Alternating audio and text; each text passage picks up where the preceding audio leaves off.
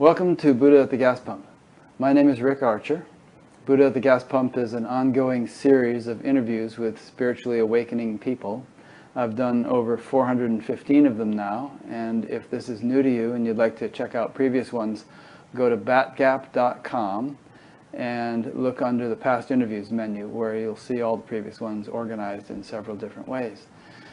This whole program is made possible by the support of appreciative listeners and viewers, whom we very much appreciate. So if you would like to support it in any way, there's a donate button on every page of the site. My guest today is Paul Mueller-Ortega. I first heard about Paul on the Spirit Matters Talk podcast that my friends Phil Goldberg and Dennis Ramundi do, and he sounded very intriguing. But they only do half an hour. I'm going to do 2 hours with him, and he has he has a wealth of knowledge and experience going back 50 years of study in this lifetime, and I think that a lot is going to be covered in this interview, and people will find it very interesting. So a little bit about him, and then you can read a more detailed biography on my site or his site, which is bluethroatyoga.com. Paul is recognized internationally as one of the world's most highly respected and renowned academic scholars in the field of Indian religion and Hindu Tantra. He is the founder of Blue Throat Yoga, which teaches the Svantantra philosophy of Kashmir Shaivism, along with the practice of Nilakantha meditation. For nearly 50 years, Paul has been a pioneer in the technology of consciousness, lecturing and teaching about meditation and Indian philosophy to hundreds of thousands of people in North and South America, Europe, and India. So again, there's a lot more about Paul if you want to read his full bio on his website or on his page on batgap.com. Blue Throat Yoga. So probably many listeners will be familiar with the idea that Shiva is depicted as having a blue throat because he drank some poison to protect. Right. Yeah, I don't even remember the whole story. I'm sure Paul can tell us, but I guess that's how you got that name. Yes, Nilakantha. His throat is striped and stained by the potency of this poison. Mm-hmm. It's a long myth. I won't tell the whole structure of it, but basically the devas and the asuras, the gods and the demons, are churning the ocean of milk. And what they're after is amrita, the nectar of immortality. So they have this cooperative, usually they are great antagonists, but here they are cooperating. They turn a mountain upside down, they wrap a serpent around the mountain, and they create this churn. And all kinds of amazing things come out. And for me, this churning of the ocean of milk is an extraordinarily beautiful, mythic metaphor for the whole process of yogic sadhana. There's a churning of consciousness. Many different things emerge in the story. The 9-trunked Ayadavata albino elephant, this huge gem, all these, the goddess Shri, all these things. But then at a certain moment, poison begins to emerge, and it surfaces as this black, icky, gross kind of stuff. And Lord Brahma and Lord Vishnu, who are overseeing the whole matter, basically don't know what to do, so they call Lord Shiva. He comes in the form of the mantra. Actually, he's called the mantra murti, and he sits at the edge of this ocean of milk, puts his left hand into it, and the poison starts to rise up his hand into his mouth, and he holds it in his throat. And we know that, you know, in the what's really a much later chakra system, the throat chakra is called Vishuddha, which has to do with purification. So the transmutational purification of this poison, which was really symbolic of all of the negative karmas that's said to constitute the agonies of humanity in a certain sense, that are being churned out of and being released in this way. And he holds it in his throat, and it stains his throat blue. And this is a very, very old myth. It's already present in the text of the Sri Rudram, which is at least 2,000, if not much older than that, as a text. It's one of the great famous appellations or sort of sacred names of Lord Shiva, Nilakantha. There are many other references to his throat in this way, this idea of the sort of almost like a radioactive cobalt blue intensity of energy that represents the transmutation of this negative karma into something that is actually nectarian in its character. So the myth or the metaphor of alchemy and of alchemical transmutation is part of what's indicated here. And then it's also the connection of the throat to the mantra, the saying of the mantra, obviously at different levels of speech, et cetera, and so on. So it was an intriguing, it's always been an intriguing name for me. And when I retired from the university in 2009, I taught for many years at the University of Rochester in New York and began to teach. I thought, well, this is a beautiful name. Let me take this. Nilakanta, Lord Bluethroat, stained blue. Yeah. Good. I'm sure that we could spend the whole interview just talking about what you just said. I seem to remember somebody once asking Maharishi Mahesh Yogi about why the gods and demons are always fighting, and depicted as fighting or competing in these ancient texts. And he said something about, it kind of keeps the creation manifest, that polarity. Keeps the story going. That's right. Like otherwise the whole thing would just sort of collapse. Exactly. All right, so Kashmir Shaivism and Tantra. Maybe explain those two terms a little bit, and all right, what they're all about. So basically, of course, the term Tantra is a huge term, and there are actually many different traditions in not just in the so-called Hindu or South Asian world, also in Buddhism. There's a Jaina Tantra, there's a Vaishnava Tantra, and so on. So Tantra encompasses many, many different traditions and is defined quite variously and differently in all of these different traditions. Within the stream of traditions associated with Lord Shiva, the Shaiva traditions, or that begin to emerge in a series of texts known as the Agamas and Tantras, which are revealed scriptures that parallel the authority of the Veda at a much later period of time. So starting at around the 3rd century approximately of the Common Era, these texts begin to appear, which are not considered to be of human origin, and which begin to teach a series of teachings about a tradition that has a great variety of names. One of them is this term Swatantriya, which means freedom, and it's sometimes called the Swatantriya Vada, the teaching or the philosophy of the ultimate freedom of consciousness itself. And it's most likely, it's a sort of a scholarly argument, where does Tantra come from? But it's most likely that Tantra originates in these texts of the Shaiva Tantric tradition, and then it spreads and changes and transmutes as it moves into other settings. In the context of the Shaiva Tantric tradition, these texts are about they're fundamentally about a very delimited number of things. They are about consciousness, and they teach the nature of the absolute consciousness known in the first one of the root text of this tradition, which is called the Shiva Sutras. It's called Chaitanyam, the great absolute consciousness and the nature of that consciousness.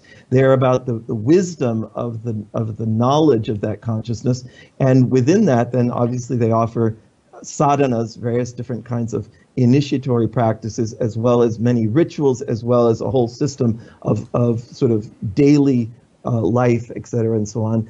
And from these agamas and tantras, then there evolve a series of great masters who begin to write and comment on the teachings of these. Probably the greatest of them is a medieval teacher who lived most of his life in Srinagar in Kashmir, in the 10th to 11th century, whose name was Abhinavagupta. His title was Rajanaka Abhinavagupta, and he was just a most extraordinary, prolific, and exquisite author who wrote voluminously many, many different texts about this tradition. And some of the themes that he talked about, there are obviously different forms of the Shakti, of the goddess, the understanding of the goddess at the highest level of consciousness, not on a ritual level, not even on a deity level, but the understanding of the potency of consciousness as understood in terms of a great variety of goddesses. Some of the earliest philosophical writings about the goddess Kali, for example, appear in this text. Other goddesses, the goddess Para, who is the sort of the embodiment of the supreme word of consciousness.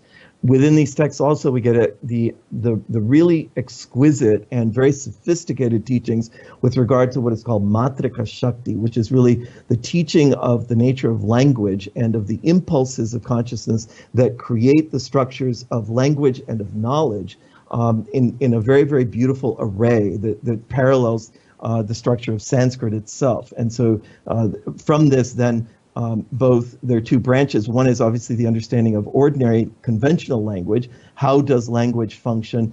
The communication of meaning between human beings, but then also the whole topic of mantra. And really, these texts are among the most sophisticated and precise texts where, in very great technical detail, the teachings of mantra are investigated in a very, very beautiful and profound way. Abhinavagupta himself, in many of his masterworks, goes into great detail with regard to the nature of mantra, what is a mantra, how do we understand mantra, the functionality of mantra, etc., and so on. So really they could be called mantra shastra, or systematic knowledge with regard to mantra. And then within that, they offer the Shaiva tantric texts of Kashmir Shaivism offer what I would call a philosophy of refinement, in which the Sanskrit term is samskara, not in the meaning of the traces of past action, but samskara in the sense of the refinement of life. How is life to be refined such that it yields higher and higher values of existence? And so there's a very, very beautiful set of teachings with regard to the refinement of the mind, the refinement of thought, the refinement of the breath, the refinement of the senses, the refinement of speech, the refinement of action, etc., and so on. It's very, very beautiful teachings. And all of these then center on, I mean, I have to backtrack a little bit to talk about it. It is a tradition, it is a non-dual tradition that, however, is mostly, although not exclusively, centered on householder practitioners. One of the, I'll talk about that more in a little detail. Now, one of the things that happens historically is that this tradition gets lost. There are many, many reasons for this. One is sort of the, initiatory lineages just trail off as Islam begins to come in to Kashmir with the movement of the whole Mughal Empire and so on into Kashmir. Then the support, there's the term Rajanika, which was Abhinavagupta's title. It was a hereditary title, actually means one who is a Brahmin who is supported by the Maharaja. It's a very, very interesting term. That support vanishes. And so clearly these extraordinary scholarly and also extraordinary learned but also enlightened masters lose the we could call the cultural and even economic context for their life, and it doesn't become possible for the tradition. So within about 200 years of Abhinavagupta's life, the tradition dies out almost entirely in the north of India. Previous to that, it has spread throughout all of India, and the influence and the impact of these writings and of these texts is to be found all over in many different places, and libraries in India find the texts of this tradition are there. But as a living, initiatory, esoteric lineage, set of lineage streams, the so-called Kashmir Shaiva, which is really a modern term, not very precise term, it has some problems, but disappears really. And what happens is the texts of these the various branches, there are various sort of schools within so-called Kashmir Shaivism, are preserved in manuscript form in Srinagar. And really, they're sort of copied and recopied and preserved as treasures, but really there's very little understanding of the actual practice, and we don't have knowledge of any other masters in this tradition until the 20th century. And in the early 20th century, the Maharaja of Kashmir finances a research project for the publication of these texts. And over the course of about 30 years, his small sort of research department, it's called, in Srinagar, begins to publish starting around 1918 into the 1930s and 40s prior to World War II. And these books are then sent out to a variety of universities around the world, where most of them sort of languish in deep storage, et cetera, and so on. My own encounter with all of this was when I was in graduate school in 1973. My teacher in graduate school, Jerry Larson, who's an extraordinary scholar of yoga, just an exquisite professor. I was very lucky to have him as a teacher. We were in, I don't know, it was like third or fourth year Sanskrit, went over to the library of the university, and he showed us these 72 more, actually, volumes of the Kashmir series of texts and studies, as it's called. He is a scholar. He's still writing and producing his scholarship.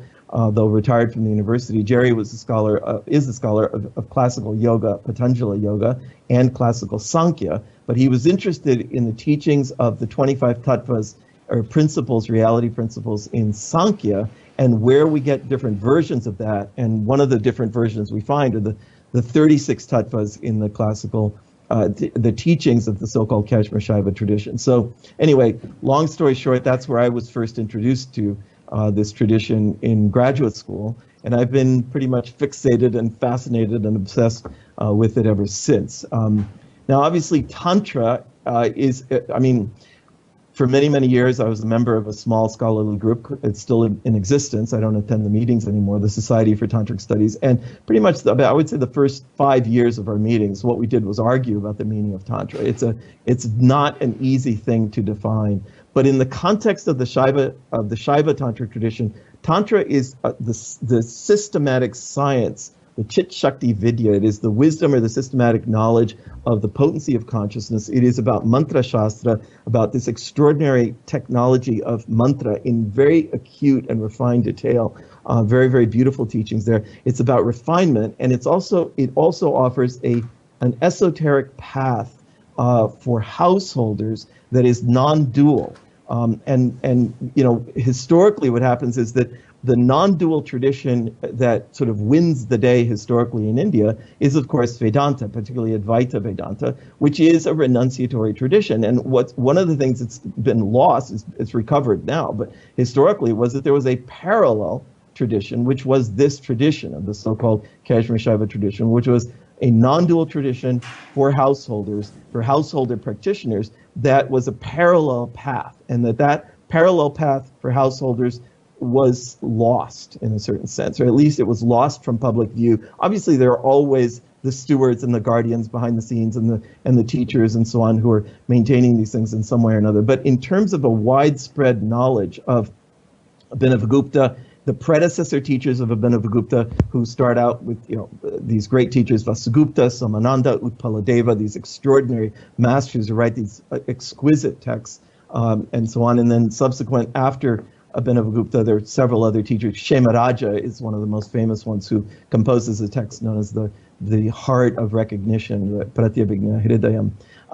But basically, the teachings of these masters are lost from view in a more widespread way. And with that, the understanding that there is any such thing as a path to ultimate attainment that does not involve renunciation, or the process of becoming a sannyasi formally in that way, was also something that was lost. And I think that one of the things that happens in sort of popular culture, and in the sort of even today in the widespread sort of marketplace of spirituality, of yoga and so on, is that spirituality is still primarily understood almost exclusively in terms of renunciation and in terms of renunciatory practices, and the idea that there is any such thing as a parallel path that involves householder practice. It's not, we're not talking about householder dharma and so on. This is something else. This is the esoteric path of ultimate realization walked by householders, which is very different in its character, extremely different in its character from the renunciatory path, and obviously offers then a whole different set of. So I think this is one of the things that's fascinated me, is that how to investigate this tradition and what it offers and how it brings this understanding in this way. And of course, there's much more to say about all of this. But okay, well, I probably had about a dozen questions come to mind while you were saying all that, but I'll try to stick to the ones that come to the front of the queue in my mind. Yeah. One is, of course, that, well, first of all, most of my audience are not going to be scholarly people like you are, academicians, but they're all spiritual aspirants of various stripes. And as you well know, I'm sure, the word tantra to most people implies great sex of some Right, exactly. And it's interesting that you mentioned, you know, that the Kashmir Shaivism tradition offers something for householders that's on a parallel track, but different than the Advaita tradition, because most people who are into spirituality these days, or a great many of them, are, you know, big fans of Ramana Maharshi. And of course, many of them are from Papaji's lineage, if you call that a lineage, and he was Ramana Maharshi's disciple, but was not himself a householder. And yet there's still a fairly strong renunciate flavor if you read a lot of Ramana Maharshi's works and all. And I think that kind of filters down into people's thinking and expectations and feeling like, you know, and their interpretation of what spirituality is supposed to be all about. So that gives you a springboard to just comment on those few points. It's just about, you know, where the sexuality aspect of Tantra fits into the whole picture, and this sort of emphasis on, perhaps an implicit emphasis, if you read a lot of Ramana, on a renunciate viewpoint, which might actually not be the most suitable thing for many of the people reading it. Well, exactly. I mean, you've hit it exactly on the head, Rick. These are some of the concerns and some of the confusions and some of the ways in which there's sort of ambiguities between all of these things. One of the ways that I talk about it, and I'll come to the topic of sexuality in a moment, but one of the ways that I talk about it in terms of, you know, we have this sort of fundamental metaphor of the ocean of consciousness, and then a wave on the ocean of consciousness. So that, and this is a traditional nyaya, or sort of illustrative example from the Shaiva tradition. They talk the great ocean rises up in waves. Why does it rise up in waves? Well, because it is its inherent nature. It's swabhavata. The inherent nature of the ocean is to rise up in waves. Now the question is, once that individual life wave, and those waves obviously represent us, individuals, once the life wave rises, the Shaiva tradition says what happens is that the wave forgets its oceanic character, and they have a whole set of teachings with regard to why it is that forgetfulness happens, et cetera, and so on. Then there is and I can go into that later if you want, but then there is a whole set of teachings with regard to upaya, as it's called. The Abhinavagupta brings forward the method. He says, how is it that having forgotten that oceanic totality of consciousness, we can recover that oceanic totality? And he says upaya. Now, within that, then he offers means skillful means, right? It means method. Yeah, skillful means is the translation usually in Buddhist texts. Oh, I see. Here it's sort of method or sets of practices. Okay. And he offers actually 4 different upayas in his teachings. It's really fascinating. The richness of his teaching isn't just to offer one path or set of methods. He offers actually 4, and we can look at that also if you want to. Mm-hmm. However, the point I'm coming to is to say, within that, in the application of method or practice to the life wave, there are 2 different directions. One is that says, now that wave has risen, and therefore it must subside. So the way for the wave to recapture its oceanic totality is to subside as an individual wave. And in fact, renunciatory practice asks, you know, we say even in the Yoga Sutra, there's right at the beginning, the whole notion of nirodha, it's cessation of the activity of the awareness. Chitta vritti nirodha is the definition of yoga, and it's this has all been understood in terms of saying the individual life wave has to subside. Not only must it subside, it must be negated, annihilated, and completely, you know, stopped, so that all that's left is oceanic in its character. And there's a whole set that, if one looks at renunciatory practice, one will realize it's about annihilation. It's about the annihilation of any separateness. It's also about the annihilation or the uprooting of any form of impulse of desire, any agenda toward action, any form of investment within the relative structure of reality. It's the dissolution of all of that. Now, the Kashmir Shaiva tradition offers a very different perspective on this metaphor. It says, look, it's actually very different. It's the exact opposite. The life wave must be involved in a set of methods or practices, a variety of different terms that are used for this, by means of which the individual draws from that oceanic totality at its base to cause the wave to rise higher and higher and higher and higher. Mm-hmm. And so that eventually the entire ocean will rise up into an individual wave. And therefore it's a very different perspective. So you have, you know, I talk about the life wave amplification and refinement. So it isn't just about drawing something, but it also has to be refined. It has to be continuously refined through a series of stages in the journey of consciousness. And that is exactly, it's 180 degrees opposite in terms of the directionality of practice that's involved. It's not about also it's not about the negation or the eradication of all impulses toward investment in action. It is about the purification, if you want to call that, use that term, or the dissolving or negating of life-damaging impulses, but it's actually about the investment and fulfillment of those impulses or agendas of life that rise up within the individual. So the empowerment of desires, as it were, not desire just in the sense of sexual desire, but any form of investment towards life, creative, any form of creativity, any form of action, and so on. How is it that those impulses and agendas of life can best be fulfilled? And that a set of practices by means of which that is being supported, rather than the notion in the renunciatory path is the eradication. It's really the deracination. It's pulling everything up by its root, so there's nothing left of any separate impulse. And it's, renunciatory practice, if practiced authentically, and it is, renunciatory practice and paths are exquisite. They are very beautiful. The question is, most people don't find them suitable for life. It's what is compatible with life. This is the issue. You see, so what was lost then was this non-dual, householder, non-renunciatory set of practices and initiatory paths and esoteric teachings and so on, within which then what was happening was not the eradication of separateness, but rather the drawing at the base and the rising up in the Sanskrit term Vinavagupta uses, Purna Ahanta, the perfectly fulfilled great I am consciousness. So that is this rising and rising and rising. And then he has a map. It's a very interesting map that's interesting to look at with regard to stages on that journey, various levels of the rising of consciousness toward higher and higher stages. So it's not about a single stage. It's a multi-tiered kind of map.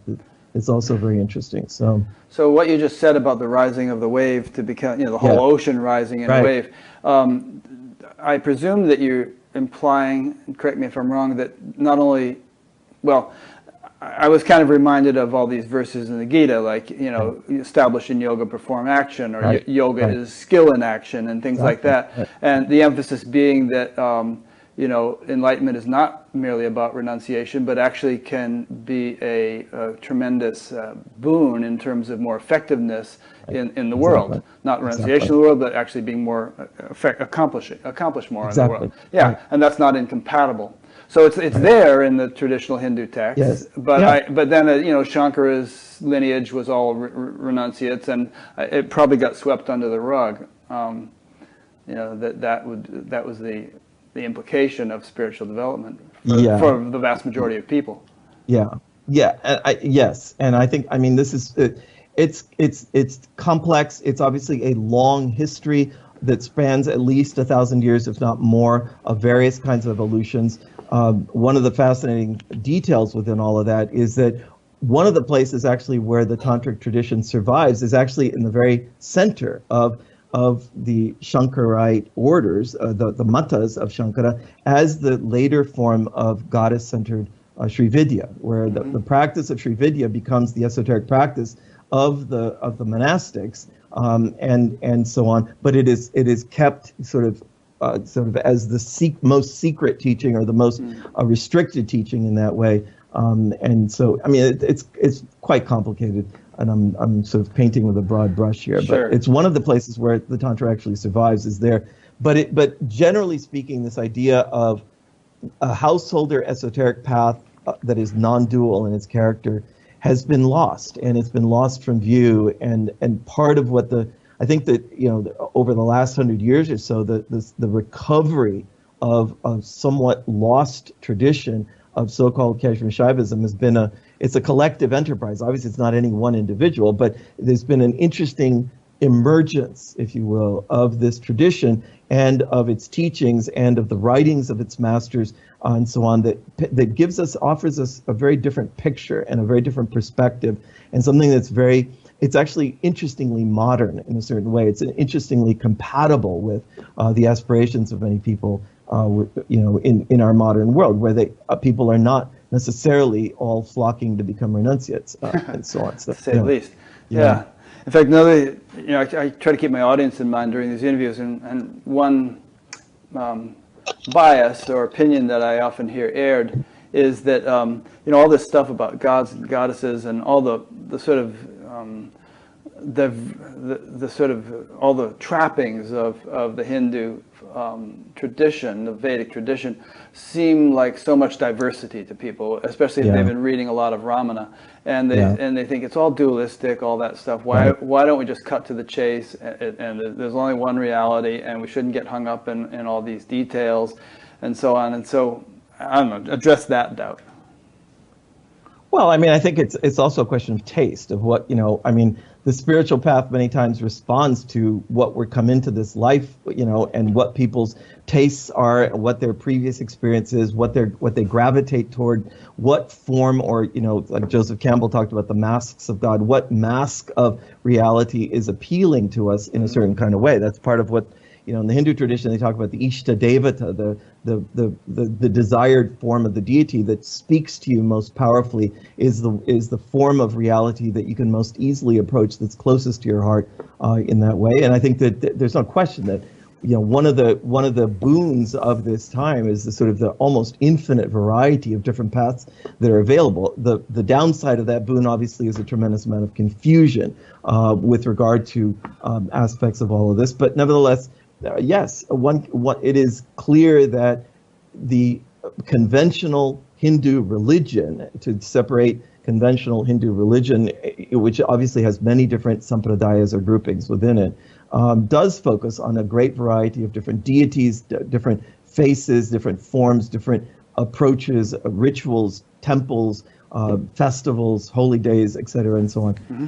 Clearly, within that, however, even in the earliest teachings, there's a notion that says there's 33 million faces of God, and there's only one, Tad Ekam, there's only that one. And this is also very, very powerfully taught in the sort of higher esoteric teachings of the Kashmir Shaiva tradition, where there is the notion of the one great unitary light of consciousness, the Mahaprakasha, which then appears in so many different ways. Just like within that light, all the different colors of the rainbow can appear, so too the diversity of forms and shapes and faces and murtis, as it were, that can appear, but that all of them are really aspects or dimensions, facets or values of that ultimate reality that then are highlighted in a certain kind of way. And there is a utility to highlighting the different kinds of Shakti as we explore our own life our path. What are the various forms of the potency of consciousness? We talk about the consciousness, the potency of consciousness, the potency of bliss, the potency of will, the potency of knowledge, the potency of action. These different forms are very important to understand and really show us details and technicalities of specificities of pathways, as it were, that are necessary for us. They provide the vocabulary for understanding a lot of this. Yeah. So a couple of themes here I want to bring in. I'll read a couple of quotes from you in order to introduce them. One is the sort of progressive nature of spiritual development, and the other is the sort of the two-step process of knowledge and experience. So with regarding the progressive nature, here's a quote: "It is only through repeated inquiry, prolonged contemplation, and a continuous process of returning to themes, concepts, and understandings over time that we truly refine, advance, and penetrate into the deep marrow of what is conveyed in a revelatory text such as the Shiva Sutras." And here's another quote: "The notion of Vikalpa Samskara, the progressive refinement of understanding, is presented by the great Mahasiddha Abhinavagupta in the Tantra Loka." So a lot of people take exception with that kind of notion. They say, again, cut to the chase, realize that you're that. All this notion of a progressive path, ongoing refinement and development is just going to keep you chasing the dangling carrot. Always looking for something over the next horizon. You're never going to arrive. So how do you reconcile that objection with what I just read? Right. Well, I mean, this is where, before I was referring to Abhinavagupta offering the 4 upayas, and he talks about 4 different methods, and these are gradated understandings of spiritual paths. He does speak almost immediately. This is in his massive work called the Tantra Loka, Light on the Tantras, which is an extraordinary, huge commentary on these revealed scriptures of the Tantras and Agamas of the Shaiva tradition. Almost immediately, he wants to say there is the unupaya, which is the non-method method, in which the only thing that is operative is grace. There is no path, there is no mantra, there is no initiation, there is no progress, there is no transformation. It is instantaneous in its character and really relies on no form of effort or action or investment of the individual. And he makes to a what place percentage of people do you feel that that pertains? Well, that's the issue, exactly. He himself says it's a pretty small club. It's like membership in this club is pretty small. He wants to account for the fact that, he's speaking about the freedom, the swatantriya of reality. And he says reality is so free that if it, quote, wants to, it can liberate someone instantaneously, even if they're not good person. It has nothing to do with their karma in a certain way. They could be potentially instantaneously liberated. And he does make a place for that. And he says, yes, there is that notion of the instantaneously liberated masters, or masters who even are born enlightened, the Janma Siddhas, as they're called. They're born already liberated, already free, do not have to walk any form of progressive path or whatever. He says, however, if that is not the case for you as an individual, then there's clearly something that needs to transpire. And the inquiry then is the inquiry into what is that something that must transpire. And basically in a lot of different places, and this goes back also to the teachings of one of the great Tantra texts, the most extraordinary text called the Vijnana Bhairava Tantra, which is the one of these tantras that's entirely devoted to meditation, where it says, look, any notion of approach to the non-dual has instantaneously invoked duality. The moment that you talk about non-duality, and then you say, now I'm going to move toward that or enter into that or whatever, you have posited instantaneously duality in that moment. And the question is, how do you overcome that? How do you overcome that paradox that says, yes, you can say everything is one, there's only one thing, immediately enter into that. And Abhinavagupta says, yes, for some people that happens spontaneously, automatically, effortlessly, without any form of investment, initiation, teachings, path, nothing. It just happens for them. That's great. It happens. It does happen. But for the rest of us, for whom that has not happened in that way, then there is the notion that says, well, what are you going to do? So Yeah. What are you going to do? And this brings up this brings up a ahead. question that I often run into, which is that a lot of people read a bunch of books and they say, yeah, I get it, it's all non-dual. Right, and then they kind of assume that intellectual understanding is what these books are talking about. They don't realize that they're mistaking an understanding for the experience that the books are referring to. So there's the second point I wanted to raise with you, which is about, understand the jnana vijnana. Neither experience nor understanding alone truly suffice for the growth of true wisdom on the spiritual path. They're like two legs that you need to walk on. Both should develop apace. Exactly. It's an extraordinary teaching. It's right at the beginning of Abhinavagupta's masterwork, the Tantra Loka. He offers this understanding. He says there's two kinds of ignorance, and there's two kinds of knowledge that overcome that ignorance. And therefore, they need to be both worked on. On the one hand, you have what he calls paurusha, or so-called spiritual ignorance, which is the absence of the knowledge of the transcendental self, experientially. And then there's Bauddha, which is the absence of the correct or highest or most liberative understanding with regard to that ultimate reality. And he says, you could have one or the other, but you need both of them, actually. Both of them need to be there. And that what often happens, and something I talk about a lot in my own teaching, is that there's a lag between people have experiences, but there's a lag in terms of their understanding of what those experiences mean, signify, convey, or the import or the true value of them. And that in that differential between their depth of spiritual immersion into reality in a certain way, but then the continuation of the animation of superficial or inadequate ways of thinking about all that, conceptualizing, they perpetuate then a form of ignorance for themselves. It's only when so therefore Abhinavagupta's teaching of the kalpa samskara, which you mentioned before, the refinement of conceptualization, says, yes, there must be a set of practices by means of which there is immersion in ultimacy. One of the terms he uses is Hridaya Vishranti, reposing in the great heart of the Absolute, a set of practices that take us there. And by the way, the teaching with that says Shaivi Mukham Ihochyate in Sanskrit, which means here in this tradition, it is the Shakti that functions as the doorway or access point to that ultimacy. One cannot approach that ultimacy directly, says the tradition. One must have the intermediary of the Shakti, hence the extraordinary focus on the different kinds of Shakti in this tradition.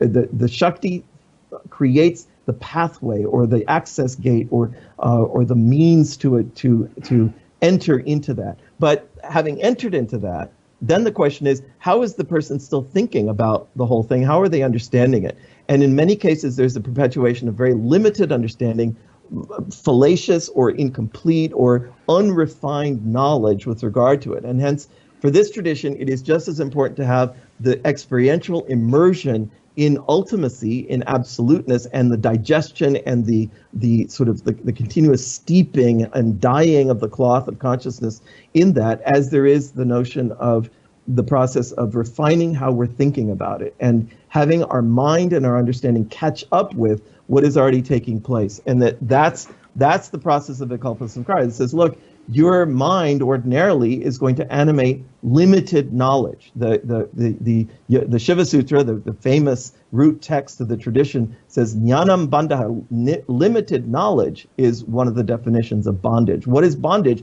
Bondage is limited knowledge. It's not the complete absence of knowledge. It is a knowledge that is inadequate, crude or superficial, incomplete, insufficiently refined, potent, and aligned with, or in sort of congruent, smooth coherence with the ultimate reality itself. And therefore, that process of the refinement of understanding, the refinement of conceptualization, is just as important in this tradition as the process by means of which there is the continuous immersion in that vastness or spaciousness of consciousness itself. That's jnana vijnana. The intellectual knowledge and the experiential knowledge he says, they mutually nourish and feed each other. This is right at the beginning of the Tantra Loka, and eventually as both of them mature and grow over time. And yes, there is this alternation. As our experience grows, so too does our capacity to understand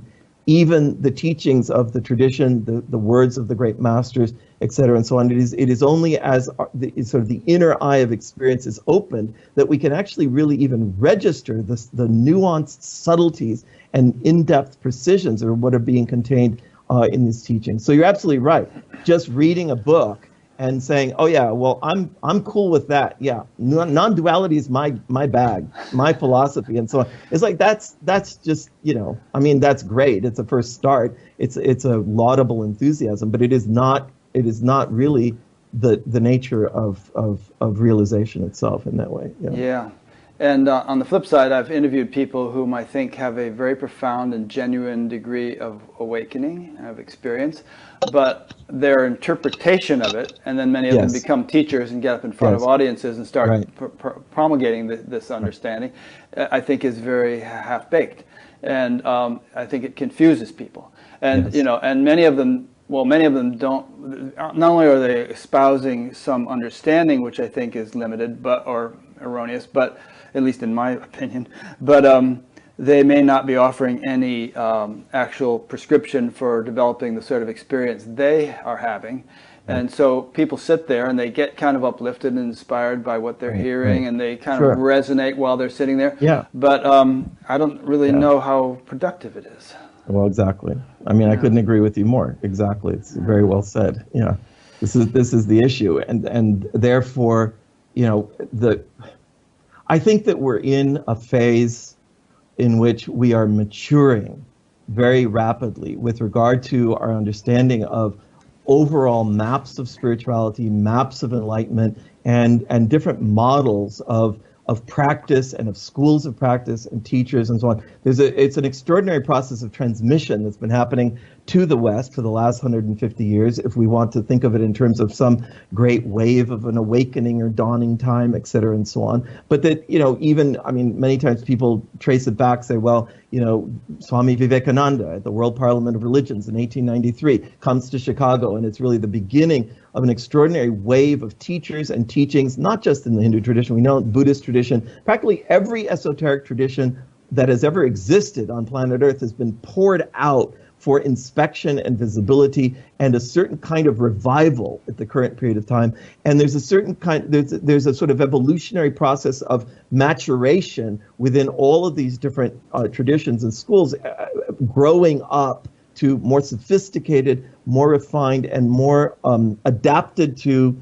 It's one of the Abhinavagupta talks about this at great length in his writings, and he says, even if there is, he talks about that, he calls it the Samsiddhika Guru, that teacher who has so spontaneously awakened, he says, initiated by the very potencies of his or her own consciousness, that master has risen to the highest enlightenment, and that it's really considered to be the epitome of the highest kind of teacher, the Samsiddhika Guru. However, he says, even the Samsiddhika Guru, if they really want to present themselves as most highly authoritative, will submit to an initiatory process of studying the teachings of the tradition at length, imbibing those teachings, considering them at length, and then receiving the term he uses in Sanskrit, the sattarka, the rising up from the inside of waves of spontaneous insight into the deepest purport or meaning of these revealed scriptures and of the teachings of the great masters and so on. And that only then, he says, then there is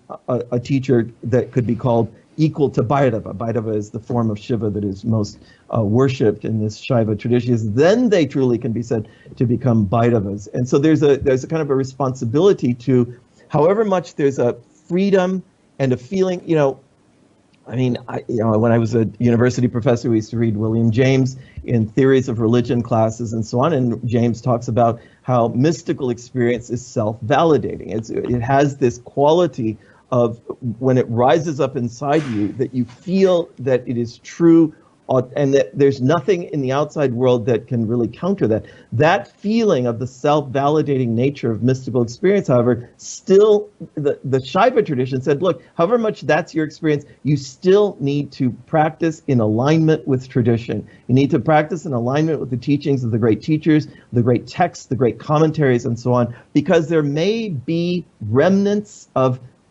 inaccuracy or superficiality, crudity of the stula character in what you're animating in your mind. The state may be very beautiful, but what is being animated in the understanding may still lag behind. And that's where then there's work that needs to be done. It's one of the reasons why, it's not that this tradition is intellectual. It's a tradition that says you have to work on all of these different aspects on the spiritual path. You need to have profound sequences of ever deepening immersion into that absoluteness and the digestion of that into a stabilizing state, rising towards higher states of consciousness. But at the same time, you can't neglect the process of what your mind is thinking or understanding or conceiving around all this. And you can't just lean back on the notion of, well, I know because I've had this as a mystical experience. It has to be checked against tradition. Yeah. And I think that one of the, if I have sort of, a purpose in terms of, I've wanted to bring out these texts on a scholarly level, and I'm going to work the rest of my life to do it, so that they become available as sources for checking against a particularly highly refined and sophisticated esoteric tradition that can offer a kind of a mirror and also a safety check with regard to what it is that's coming forward. And then also there's a completeness about it. Many times things are left out when we have these experiences. Many times the experiences arise in a particular avenue of life, and then there are other aspects or dimensions of the whole matter that are not fully considered and that then need to be opened up and aerated. So yeah. Yeah. I kind of feel like for everybody who has a profound spiritual experience and whose understanding may not have caught up with it, there's probably 100 people who have a head full of understanding whose experience Yes. hasn't caught up with it. That's right. And Exactly. they probably need Yeah. to get cracking on some kind of spiritual discipline, which we can talk Well about said. in a few minutes. Yeah. But I also want to comment on what you just said in terms of, I mean, I've given talks about this and thought about this quite a lot, about Yeah. the notion that, you know, I mean, whatever reality may be, you know, and there are all sorts of traditions that attempt to describe it, both spiritual traditions and scientific traditions, Right. and they each have their own specialties. Biology doesn't mess with what, I don't know, geography is trying to do, or quantum physics is trying to do. Oh, actually, that's beginning to cross over, this Yeah, quantum that's right. biology these days. Right. But, however, I think the quest of science is to ultimately arrive at some kind of consensus understanding of the nature of reality, each branch of it contributing their own piece.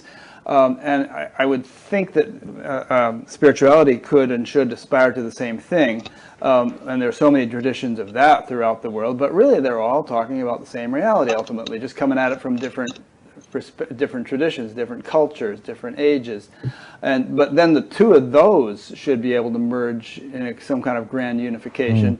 And you know, I could envision a society maybe 1,000 years from now or whatever, in which the whole distinction between science and religion seems ludicrous, and that you know, we've really kind of we use subject and objective tools of gaining knowledge in harmony with one another to gain a complete understanding of the full range of reality, both the things that both the things that concrete material instruments can measure, and the things that this more refined instrument called the human nervous system is uniquely qualified to measure.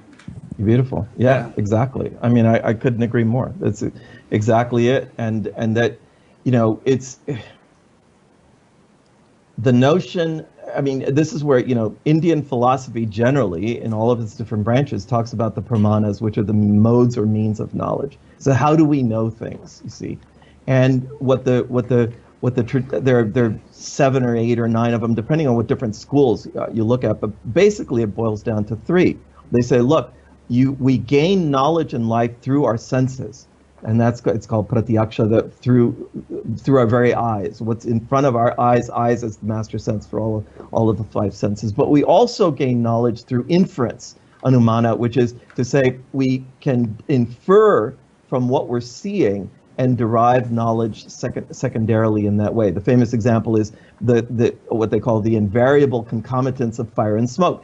If you see the smoke at a distance, but you can't see the fire, you can infer the presence of the fire, because fire and smoke always go together. And that those two together, pratyaksha and anumana, really form the basis of the scientific method. I mean, that's what science uses as its tools. Obviously, it wants to magnify the senses through instrumentation. It wants to magnify inference through theory, through mathematics, through various kinds of theoretical computational means and so on. But science in general is focused in that way. Now the tradition says, look, there's another kind of knowledge, however. It's called agama, and it is of a very different character.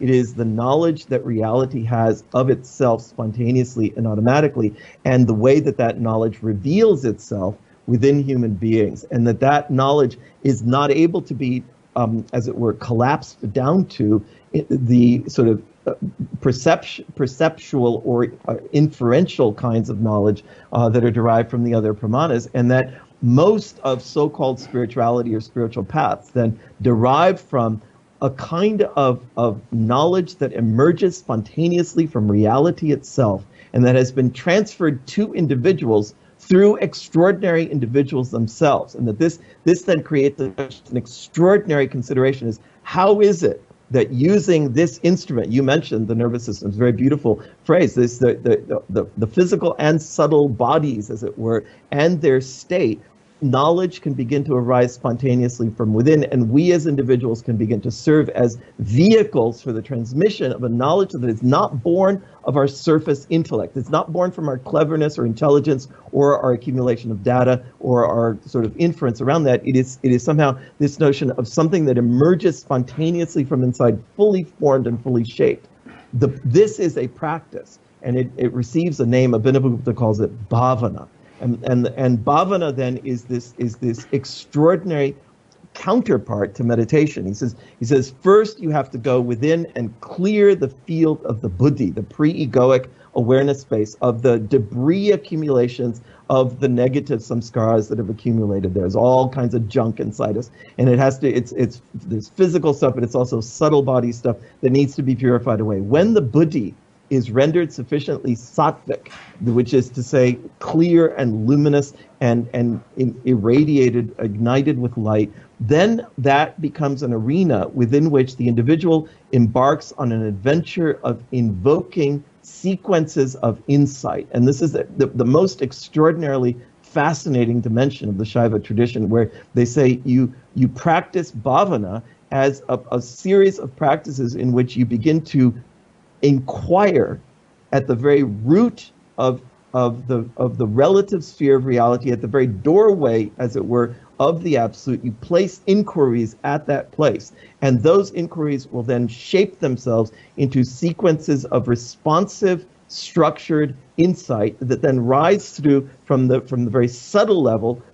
In terms of the vocabulary of the Tantra, it's called the pashyanti, the visioning word. The word that is extraordinarily subtle is then concretized and rises up to become the madhyama or intermediate dimension of thought, and then that has to be articulated in terms of speech in the Vaikari, the spoken word. And it's almost that this as a tool or an instrument for the investigation of reality that says we as human beings can serve as explorers of this ultimacy, and that what can arise from that absoluteness is endless. In other words, there's no limit, there's no boundary, there's no certain set of structures of insight. There's an endless streaming of spontaneously shaping and spontaneously arising insight from within, which is ever more refined in its character. This goes back to what we were talking about with regard to conceptualization, because if that insight is arising, but then it rises through the level of the mind, where the mind is kind of jumbled and incoherent and filled with sort of superficial or limited or contracted notions and ideas, then you're filtering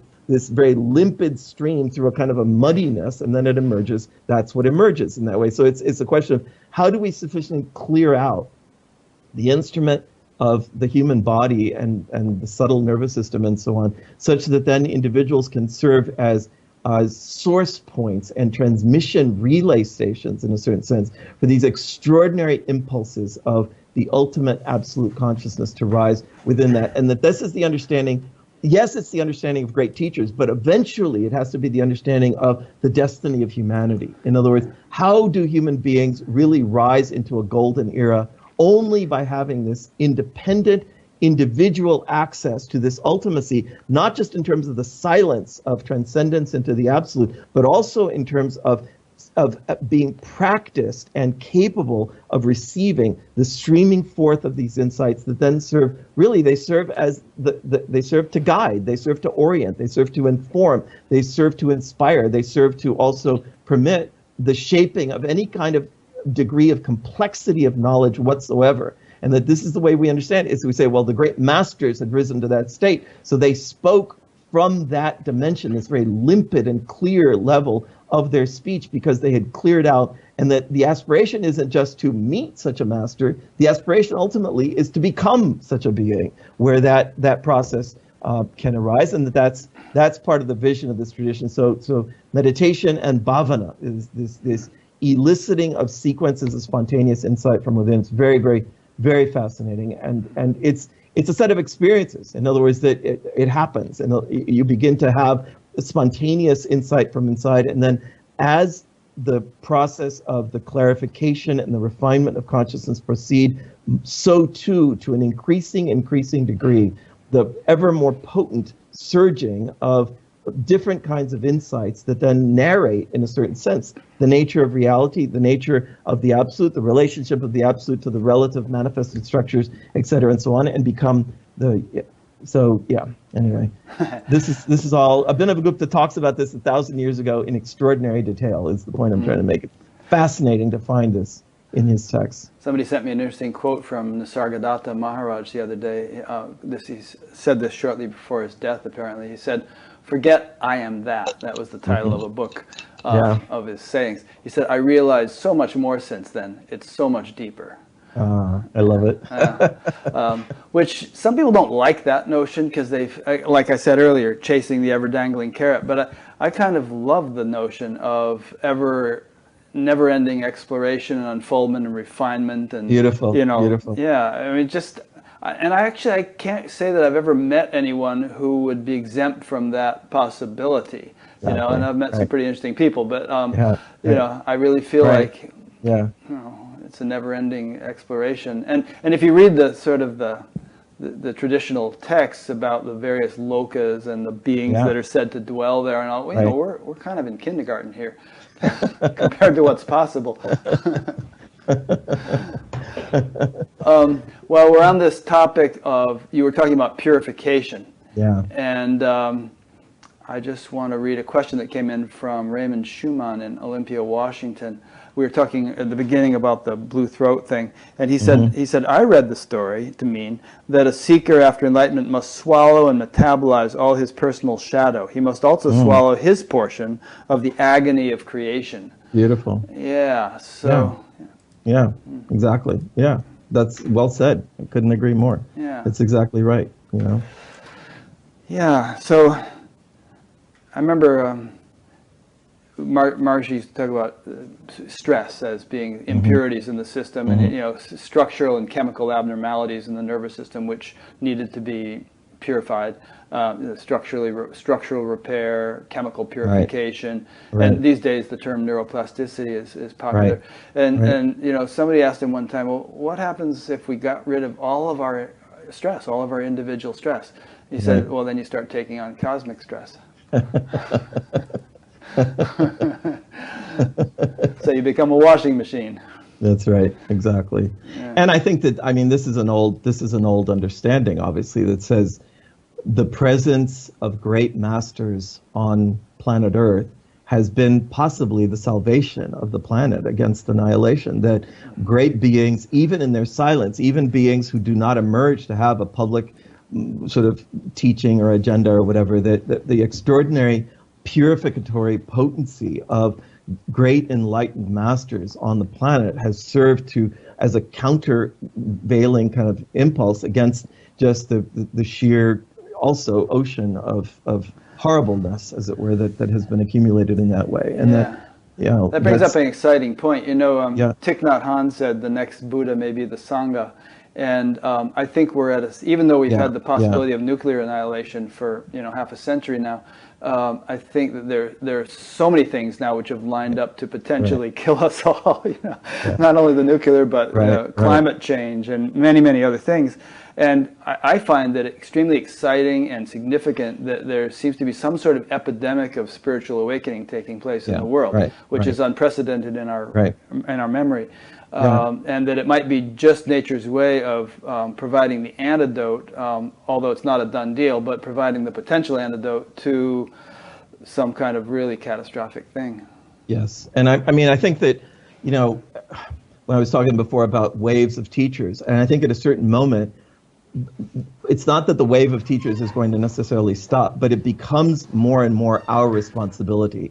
In other words, it isn't just, in my own teaching about these things, I talk about the difference between sort of childhood, adolescent, and adult or grown-up spirituality, and sort of the dependence of the child on the parents to solve all the problems versus the grown-up that says, look, there aren't any other grown-ups. We're the grown-ups. We have to somehow take responsibility for these things, to continuously look to some salvific figure, some avatar figure, somebody who's going to solve all the problems in that way. Maybe they'll come, maybe they won't. We don't know. But in the meantime, we have to take responsibility, and that's also part of the understanding of householder spirituality. In other words, that householders are here to develop a radical degree of creativity inside ourselves, and that through that creativity there is the possibility then of manifesting better things for our planet, better structures of society, of economics, of education, of just getting along with each other, whatever it may be, the environment and so on. So that there's this notion alternative energies, all kinds exactly, of all of it. That this whole process of bhavana itself that I just was talking about is a kind of doorway into infinite possibilities of manifesting methods and practices and ways by means of which that creativity can be expressed, and that it is an endless well, and it is our responsibility to tap into that, and that therefore it's extraordinarily important that more and more of human beings, you talked about more and more people awakening, and we know awakening is not the same as enlightenment. In other words, there are many degrees of it. Yeah. Exactly. So awakening has to be met with knowledge. It has to be met with practices. It has to be met with a vision of a path, a set of understandings, et cetera, and so on. And that's part of what's taking place in a certain way right now. We say, so waves of individuals awakening in all of these different traditions, then being met with understandings that will help to transform and shape life. And for me, this understanding of householder esoteric non-dual practice is very, very significant, because it basically says, how do you access the highest form of the potency of consciousness within yourself, and how do you express that? You were talking about, yoga is a skill in action, and it says, how do you express that in the most complex ways, in the most varied sorts of ways? Because everybody has a different kind of genius, everybody has a different gift that they're here to express and bring out from within themselves. Householder spirituality is also about a kind of radical stewardship and protection. In other words, that we're talking about saving us from nuclear annihilation. It's our job in that sense. It's not anybody else's job to look to some salvific figure, to some guru, to some avatar and so on. No, it's our job as we awaken, as we grow, as we mature in spirituality, as in a householder path, to become responsible for the environment. It really shouldn't be left in the hands of renunciates. If they were really renunciate, they wouldn't care. A real renunciate was like, they're out. So they're just on the path out in a certain kind of way. I was at the Science Non-Duality Conference one time, and a guy was up on stage who was a popular teacher, who actually is a householder, and a Buddhist teacher got up who was very concerned about the environment and such social issues and so on. And he said, well, what about the environment? What about these social inequities and so on? And the guy on stage was like, so the earth is like a little speck of dust, no matter what, doesn't matter what happens to it. And, it's, that to me, seemed inappropriate and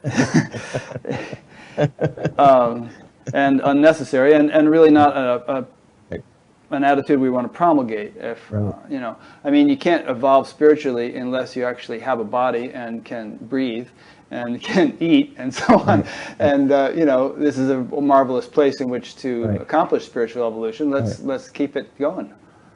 That's right. And we're in the this is the Sandhya time. The Sandhya is the interval time or transition time between so-called Kali Yuga and so-called Sat Yuga.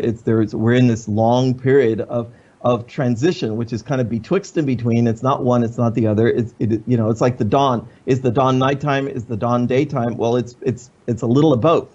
There's the remnants of the nighttime are still hanging around, and then there is the anticipation of the rising sun and so on, and the coming new day and so on. And in that Sandhya time, the betwixt and between time, which may last for a considerable period of time beyond our lifetimes, it's the sort of the establishment or the setting up of those structures that are eventually going to result in a radically transformed culture, a radically transformed planet, radically transformed way that human beings will interact with each other, will live, will take care of the environment, will manifest knowledge or creativity, the arts, whatever it might be. And that all of this is really in the arena of what the Shaiva Tantric masters envisioned in terms of the refinement of life and the drawing forth of these potencies of consciousness in manifold ways that they're expressed. One of the interesting, it's a detail, but one of the interesting things is, I mentioned Abhinavagupta as a teacher was kind of forgotten.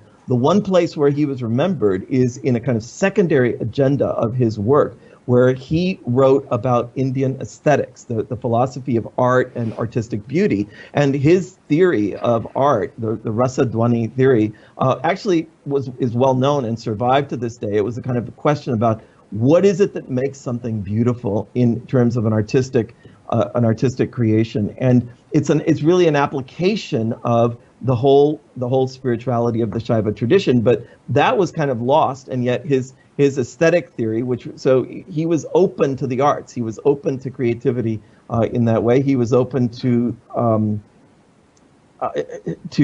all the ways that human beings seek to express themselves in life, and not just this notion of giving it all up or declaring it all to be an illusion. He doesn't say it's an illusion. He says it's only relatively real, but it's not an illusion. It's real. It's just relatively real. It's not absolutely real. And so there's a difference between those perspectives that sweep everything away and say none of this matters. It doesn't matter. You were never born, you never die. These are non-dualistic teachings that are appropriate for renunciates, but you can't live that way as a householder. It's very difficult to tolerate. Yeah, there's that famous saying by Shankara, which Ramana often quoted, of the world is illusory, Brahman alone is real. Brahman is the world. Yeah, exactly. And right. Then there's that notion of mithya, where dependent reality, where sure a pot is nothing but clay, but it's still a pot, and it can be used as a pot, and so on. That's right. With regard to your mention of Kali Yuga and Sat Yuga and so on, I mean, Kali Yuga is said to be 432,000 years long, and we're only 5,000 years into it, supposedly. But I don't know if that chronology is actually correct. Right. But I have heard it said that, when sort of Dharma reaches its nadir, then it may take a long time and slow, gradual decline to do that, but then it sort of hits rock bottom and rises up to 100% of restoration in a very short amount of time, like maybe a generation. And perhaps we're beginning to see the signs of that. And, I don't know, you have any thoughts on that? We'll see. Yeah, I mean, it's What can you say?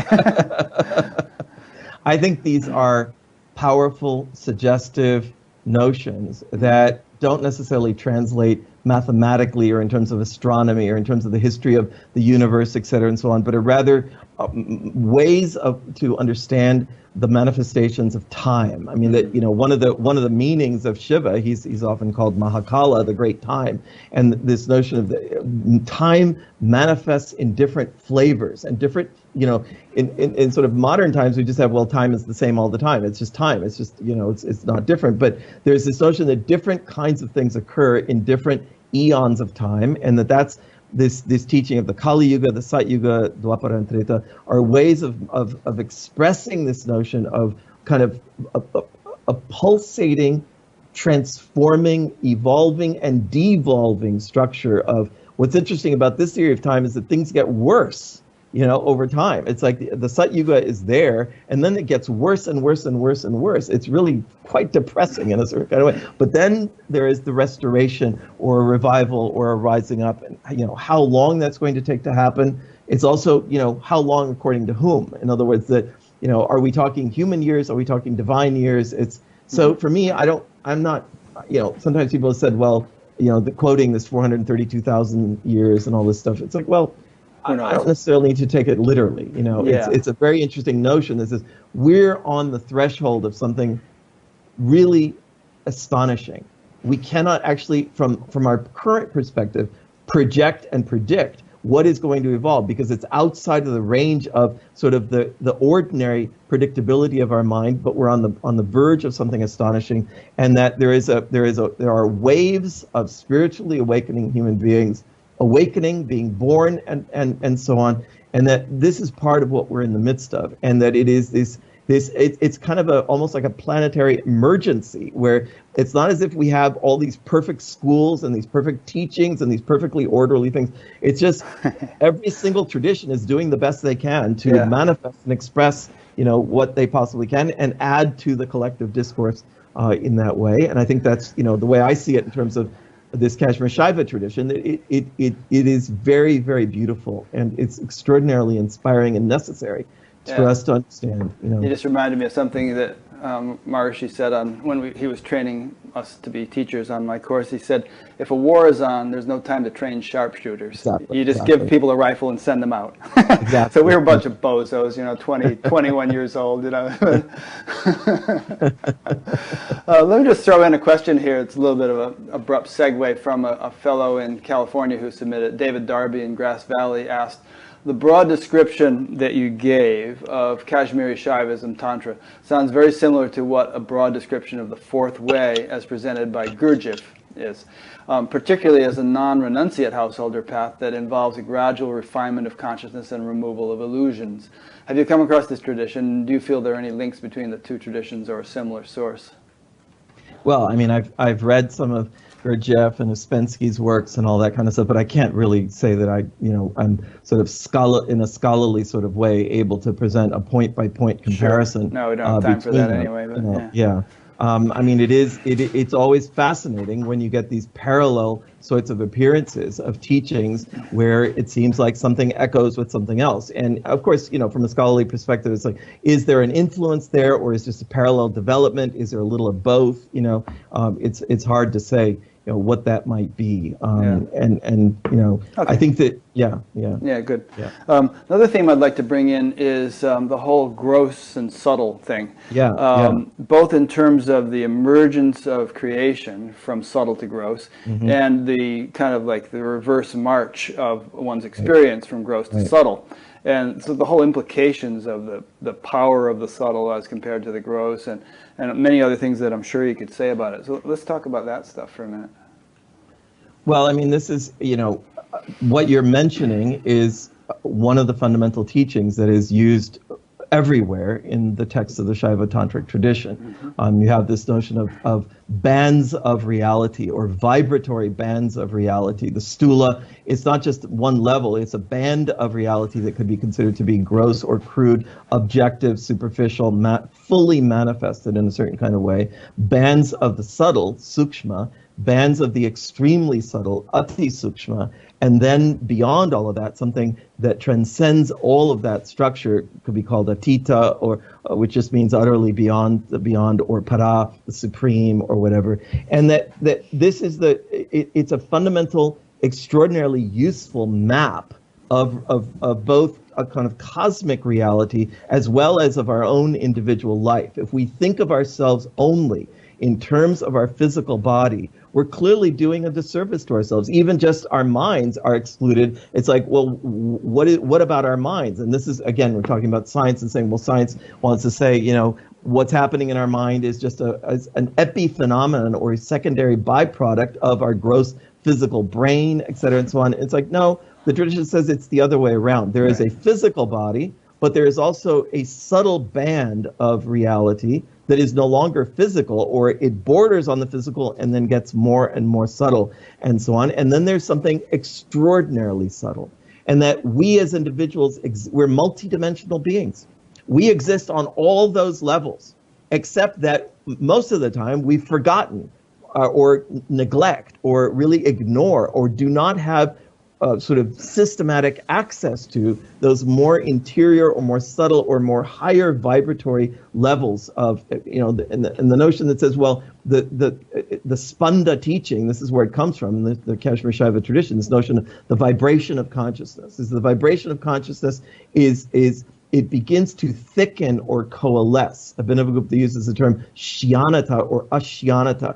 It's like something that is melted begins to thicken or coalesce. Lava cools and it becomes rock or stone in that way. Consciousness in the same way as it emerges. And it's one of the fascination of the Tantric masters is, how does it emerge? Why does it emerge from the absoluteness? What is the process that governs that whole process of the spontaneous emergence of everything from some extraordinary transcendental source place, which can be called both full, purna, and also empty or completely devoid of anything, shunya. It's both at the same time.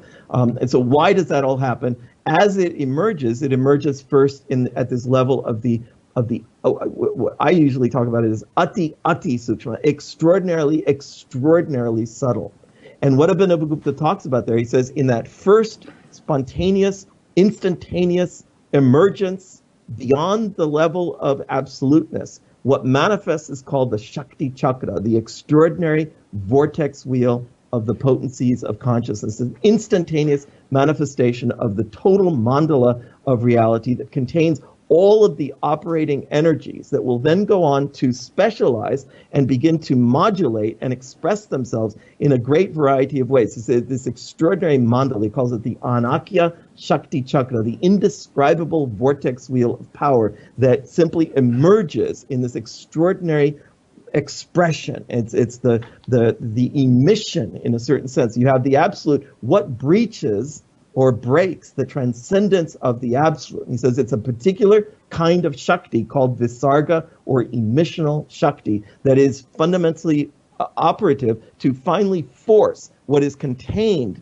in the absolute itself to express itself suddenly, instantaneously into this extraordinarily subtle mandala of operating power, and that the teachings of Kali in the Shaiva tradition are totally related to the understanding of this Anakya Shakti Chakra. They talk about the 12 different forms of the Kali, etc., and so on. That is I usually speak about it and teach about it in terms of what I call the cosmic operative force. What is that cosmic operative force that is operating everything spontaneously and automatically and sequentially? Because this is one of the other great teachings of the Shaiva tradition, is the teaching of krama, or of sequentiality. From the non-sequential, absolute, formless, timeless space of the absolute, there emerges sequentiality. And that sequentiality has as its first instance the expression of this extraordinary vortex wheel of power at the extraordinarily subtle level. At the level of our individual consciousness, it's there that the word,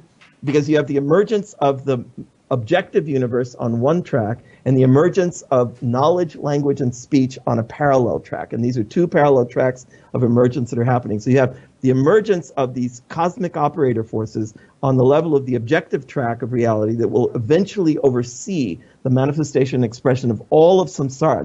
We're not just talking about the physical universe, we're talking about all of possible samsara. On the other hand, you have the expression and manifestation of the levels of knowledge and of the expressions of knowledge in language. And so the expression of the Pashyanti Vach, the visioning word that is part and parcel of this indescribable vortex wheel of power. So on the emergent side, all of that then proceeds through the Ati Sukshma, that's very subtle, the Sukshma, the subtle, and then eventually the freezing or coagulation or condensation or petrification of consciousness into the forms of the world. Everything is made of consciousness. The tradition says, Na Shivam, Vidyate Kvachit. There is absolutely nothing that is not consciousness. However, as it has expressed itself in this frozen sort of way, we cannot see or perceive or even understand the fact that it is made of consciousness until somehow that frozenness or petrification melts once again. That's a whole separate part of the whole process. On the return journey, then, at the individual level, we have the cosmic process of manifestation, the manifestation of individual life waves, or they're called anus, individual transmigrating individual selves, the anus. And the anus are marked by the fact that they're held in place in their individuality by what are called the malas, these sheaths of limitation. The fundamental one is called the anava mala, which brings about the absence of fullness. So the feeling of the absence of fullness is there in the anava mala. Then you have what's called the maya mala, which brings about the operation of differentiation and difference. And then the karma mala, which creates, it's not karma, it's karma with a long A, which means the agency, the sense of agency. So within ourselves, we have a place inside ourselves where we feel incomplete, inadequate, we're not whole. It creates a problem, it creates a difficulty, it creates stress, it creates fear or anxiety, it creates also the absence of full knowledge, it also creates desire. Desire arises out of the apurnatva, or the absence of fullness. In order to try to fill what is not full, there is the expression of the movement of desire. It's a question, does it actually fill it or not, is a separate question. So you have the anava mala, then you have the maya mala, which creates difference. And the focus or the emphasis of the anu is on difference. Consciousness is predominantly focused on difference in a certain kind of way,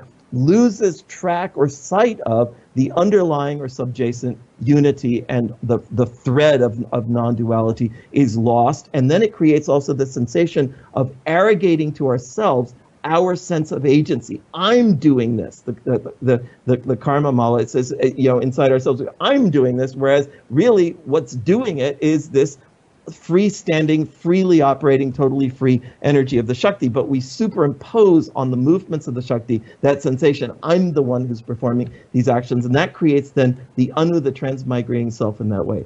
Then the entire journey, and Abhinavagupta, you know, as a great Shaiva theologian and master, he gets asked basically, and you know, he asks the questions himself, and then he answers his own questions. Basically, it's why does this all happen?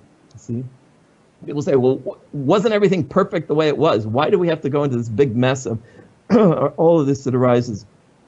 It says, it is out of the freedom, the swatantriya of that. If reality were only constrained to be absolute, there is a subtle bond of limitation imposed on that absolute reality. Therefore, if that reality is ultimate freedom, it must have as its intrinsic nature the capacity to express itself also in the rising up of separateness, of difference, of change, of transformation, of specificity, and the structures of individuality that arise there. Otherwise, we could indict freedom and say, look, freedom has been limited, therefore it cannot be said to be totally free. So it is out of the freedom of the absolute that bondage and limitation arise. It's an incredibly beautiful teaching. It's not out of some mistake. It's not some error. It's not some fundamental sort of problematic or curse or anything like that. It is simply the expression of the freedom that it wants to express itself and indeed Shiva Shakti, we say, encapsulates himself, herself within all of these transmigrating beings in that way. However, once that's happened, then those beings in the forgetfulness, this is in the Nataraja Murtis, he dances on this little figure of the Apasmara, the dwarf of forgetfulness is called the Apasmara. And so in that forgetfulness, we've forgotten all of this, you see.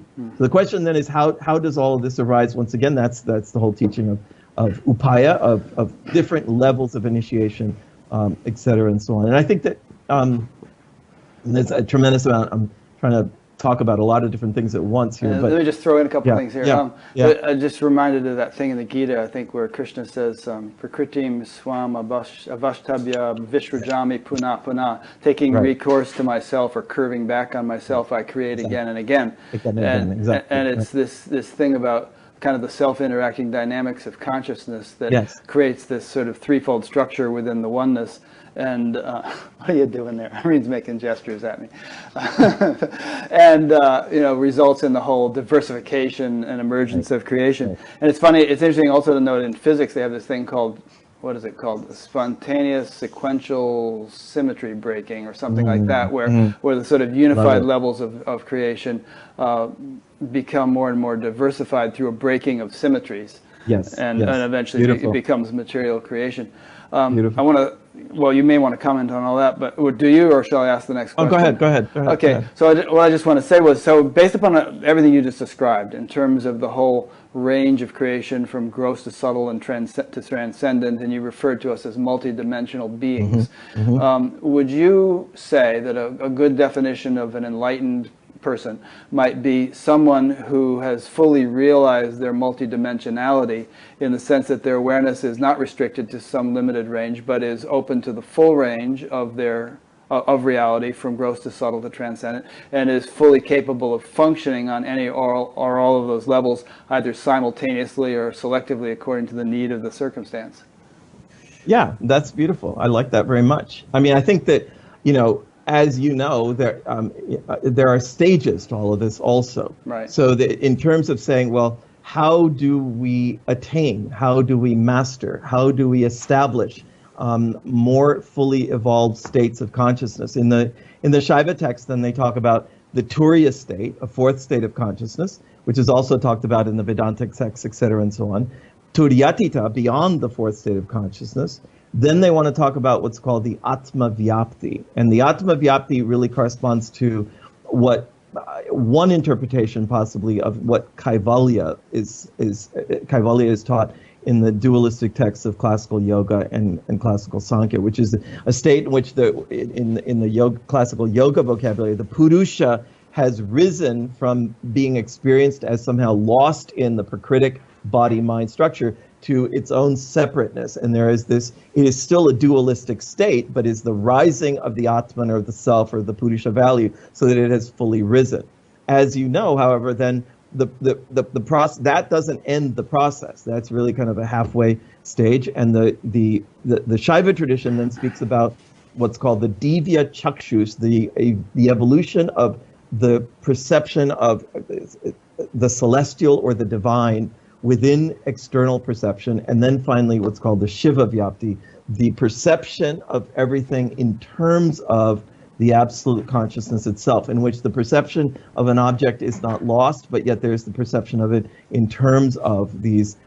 So it's a very, very beautiful model that is found in a number of these texts, of these stages in the growth of consciousness. And for the Shaiva tradition, really, it is only when the Shiva Vyapti state is reached that one could say the full unfolding of all of that. Now, it's, referring back to what you said before, none of these are closed-ended. In other words, that Abhinavagupta himself, in one of his other texts, this very beautiful text called the Paratrishika Vivarana, which is an exquisite commentary on Matrika Shakti, on this whole notion of mantra and so on.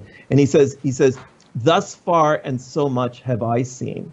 Greater beings who will come after will see more and further than I have. However, on the basis of my own awakening, and he uses the term Shaktipata, the initiatory descent of the great potency of consciousness, I have seen this much and I have taught this much, etc. So it's an extraordinarily sort of humble statement, and also a statement that is reverential in awe in the face of that ultimacy of reality. It's not a closed-ended sort of thing. Sometimes when you have these staged models that people say, well, that's a closed-ended thing. It's not closed-ended. It's just that at a certain moment then it's so far beyond the capacity of an ordinary mind to understand that it really becomes almost pointless to even try to narrate more fine-tuned stages within that.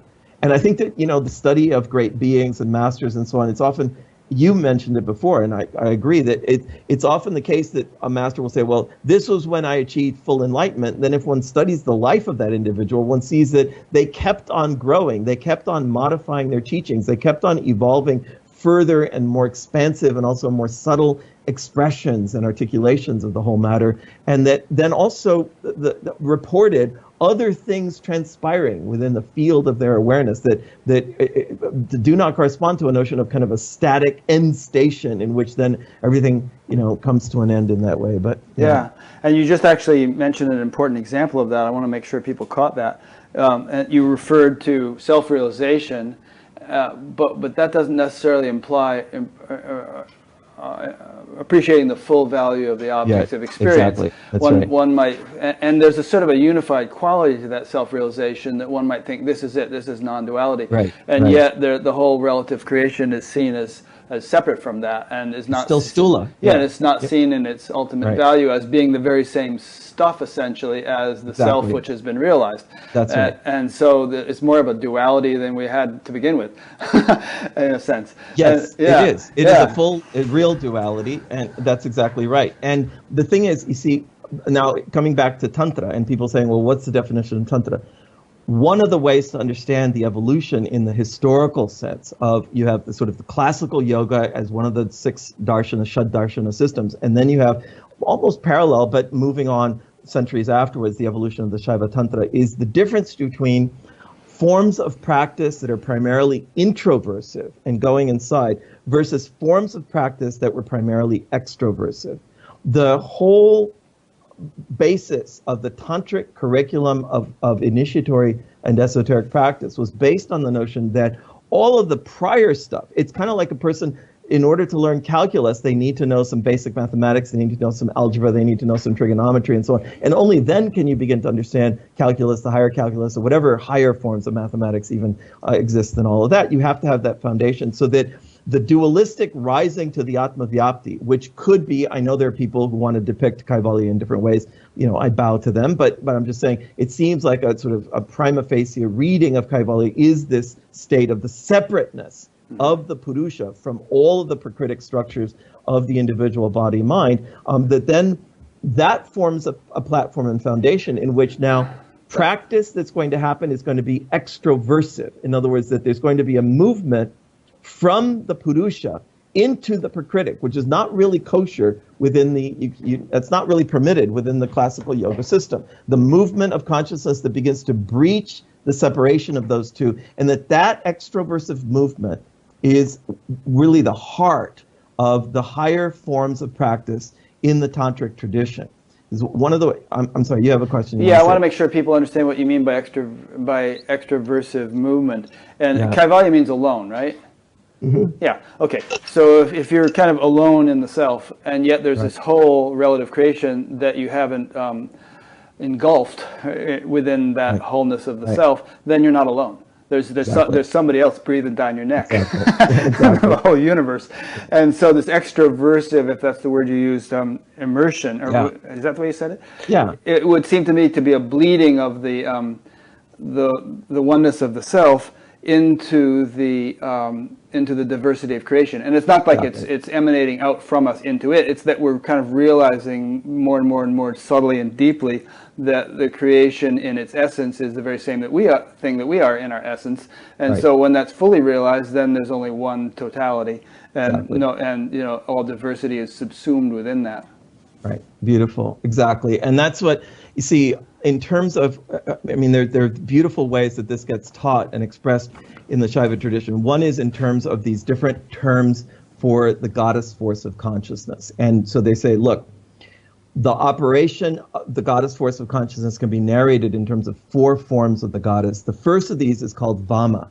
Vama means that from the depths of the transcendent, there is this outward explosion of relative reality, of individuals, of difference, of change, et cetera, and so on. And that it's a current that is continuously emanating from the heart of ultimacy, that is emanating out and asserting very powerfully the facing of consciousness or individual awareness out toward the objective universe. And that therefore, I mean, this is one of the problems in practice, because if your awareness is being swept in kind of this tidal wave of the Vama extroversive, outwardly looking movement of awareness, how do you move against that Vama current in order to go inside? This is one of the problems of meditative practice. Now, the tantric tradition says, look, just as reality outwardly expands, so too does it flow back toward the center. You have this sankocha vikasa, the expansion and contraction of the heart of reality. So they say there is a parallel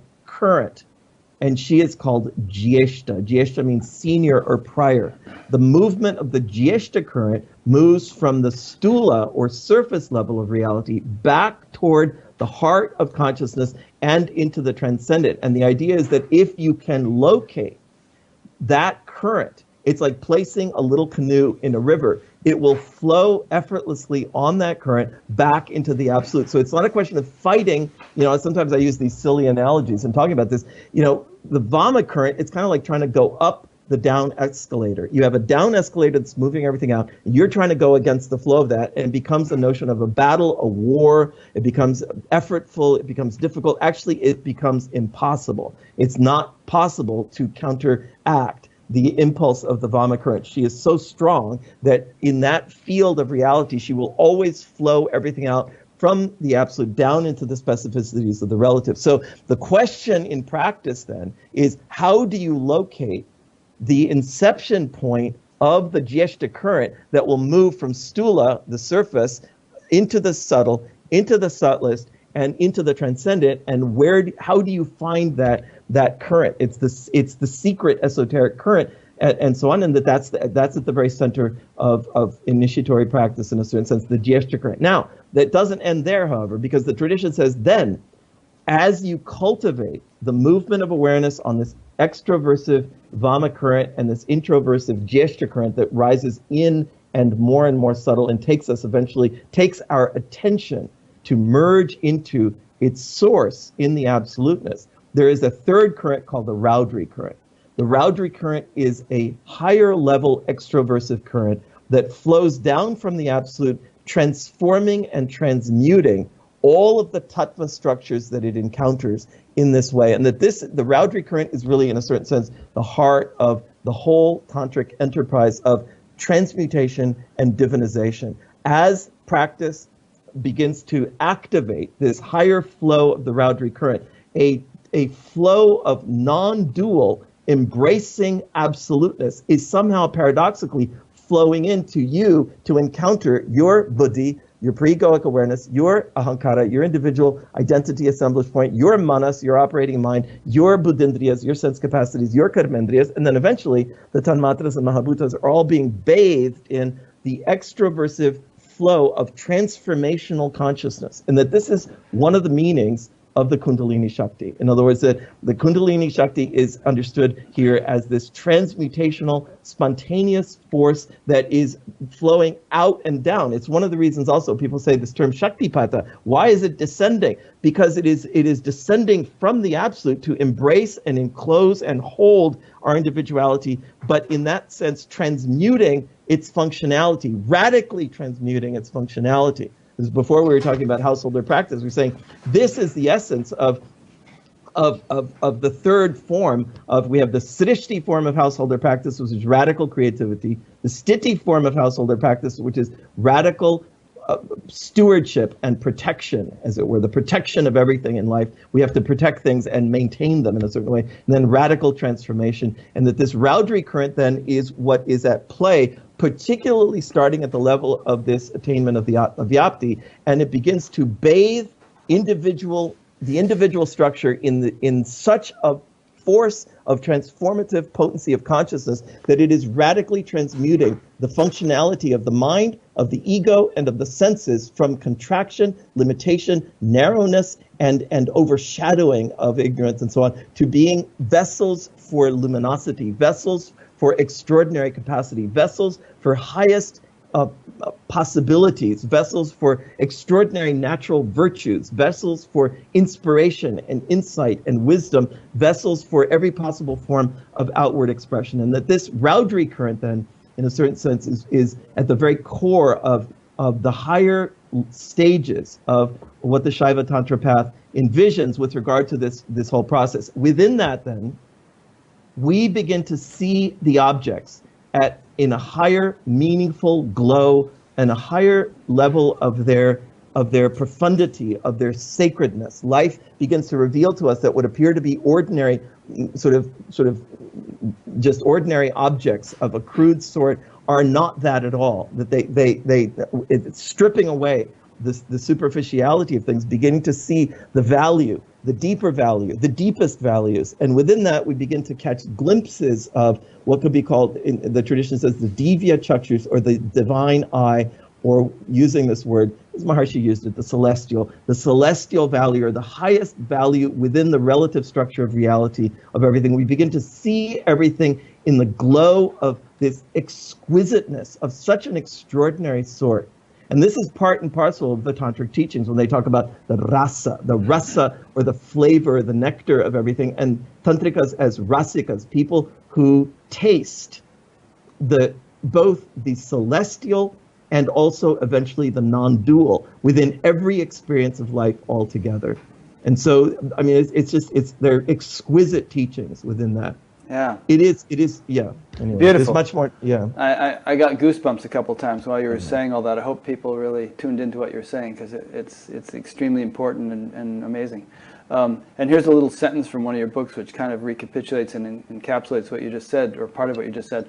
Through the systematic practice of meditation, the mind gains the spontaneous ability of great habitual easefulness in the movement from the gross to the subtle to the extremely subtle. Right.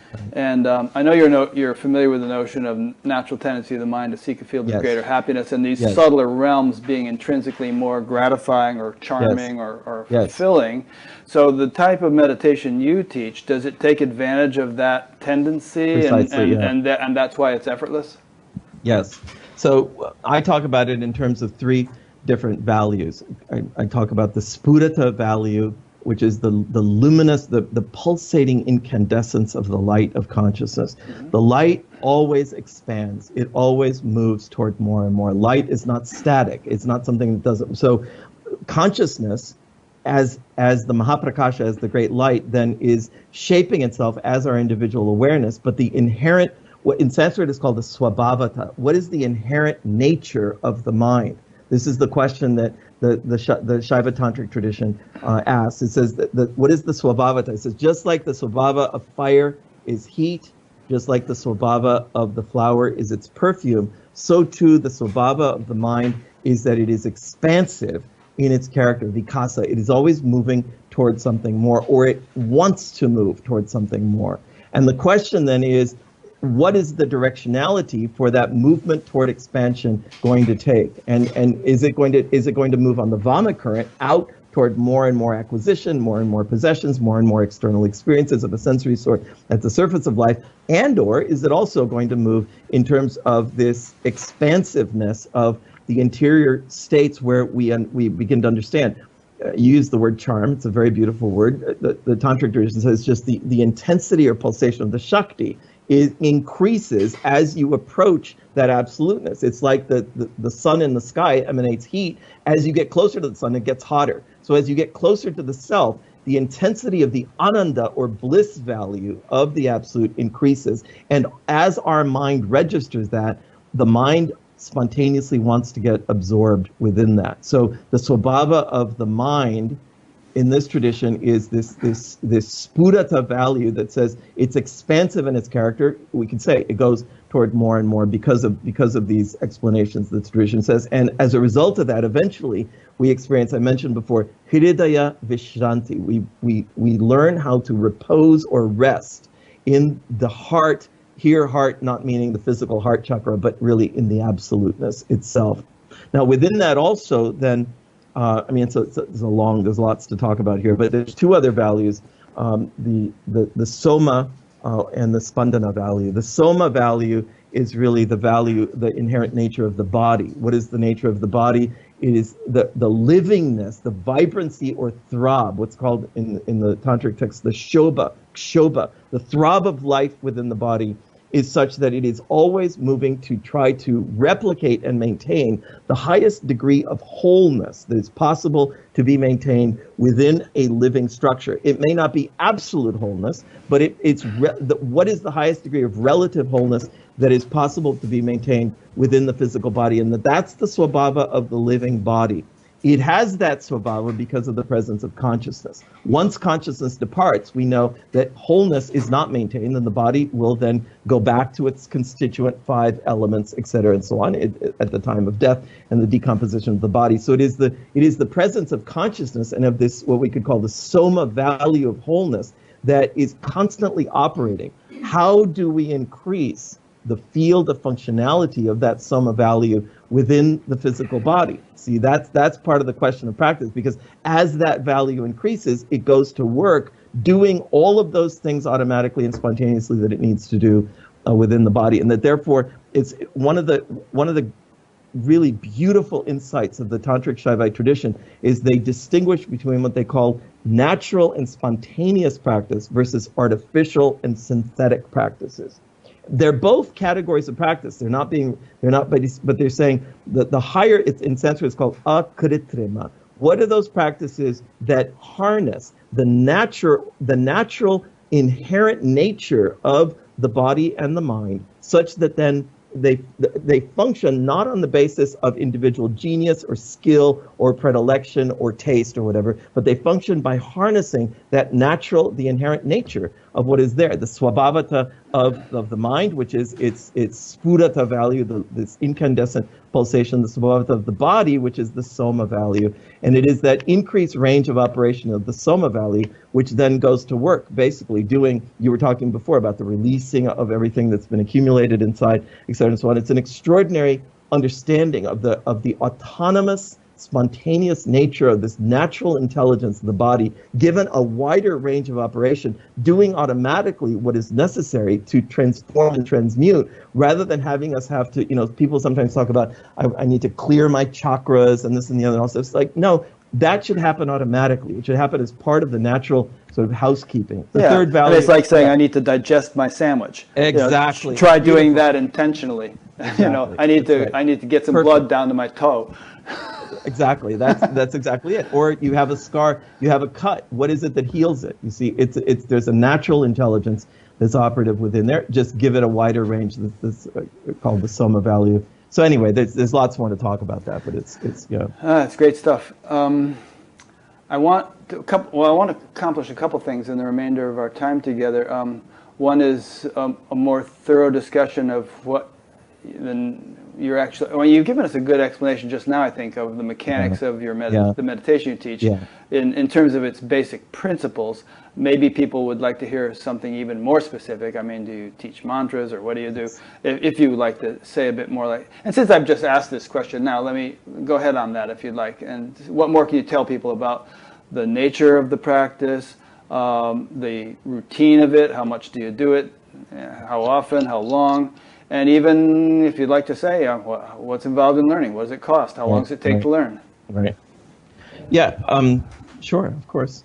I started teaching this practice 10 years ago, and basically now I've grown to have trained people who are teachers of this practice. So they're now teachers in a lot of different locations. We have 33 teachers now. We're hoping to have more teachers. So my focus has moved somewhat from teaching the practice itself to teaching teachers of the practice over the last 5 years.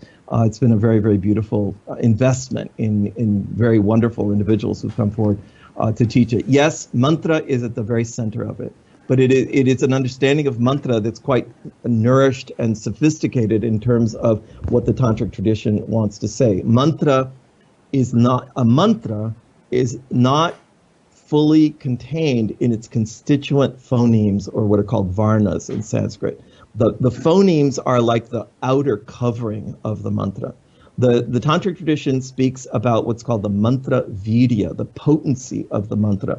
The potency of the mantra is fundamentally awakened consciousness, and the issue then has to do with how does a mantra contain this awakened consciousness such that the mantra is alive in a certain way, and that the mantra is that mechanism or tool, the vibratory key that meshes with the overarching, I call it the baseline vibration of the body-mind. It's like we're all vibrating beings. We have multiple interacting and intersecting levels of vibration, but there's a baseline vibration of our whole individuality, and then there's a single vibratory key that unlocks access to the Jyeshta current, fundamentally. So it's, what is that vibration, which when it is simply pulsated in the awareness very easily without effort, begins to open our individual attention to this current that will move in the interiorizing direction and take us inside automatically in that way. That's the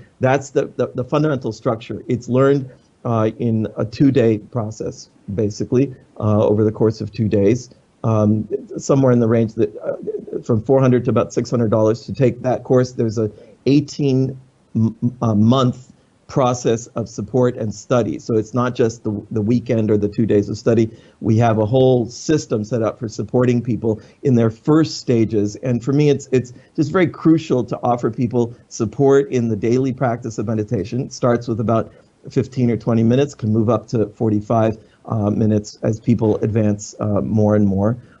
But supporting people to the point where they become autonomous or self-sufficient in their practice. And that involves both a kind of a deepening of the practice, but it also involves a refining of understanding, as we were speaking before. What is it that's actually happening? How do I understand what's taking place within me as a result of my meditation? How do I value what's important and not value what's not important in what's transpiring within my awareness in that way? And so that's basically, I was a full professor at the University of Rochester, and in basically starting in around 2005, I started to feel like the walls were closing in on me. I had wonderful colleagues, wonderful university. I had thousands of wonderful students there, and yet there was something that was really, really calling me to come back to meditation and to really begin to offer a practice of meditation from the context of the Shaiva householder tradition in this way, using this vocabulary of the tradition. So okay. Obviously there's much more to say about that. Oh yeah, I was just thinking that. I was thinking, well, we could go on this topic for an hour. Exactly. But I just want to say I've been meditating in probably a similar way for almost 50 years myself. Yes. And I've never missed one actually in 50 years, at least twice a day for at least an hour basically. Beautiful. And that's not because I have some kind of superhuman self-discipline or, in fact, when I first started, a lot of my friends just said, oh yeah, right now he's on his latest kick and we'll see what he's doing in a week. But right. It was so profound and so Exactly. effective and just so Exactly. Right. transformational from Exactly. day one and continue to Exactly. be year after year, that it's never been a matter of discipline or struggle or effort or anything to That's stick right. with it. Beautiful. Yeah. It's absolutely beautiful. Exactly.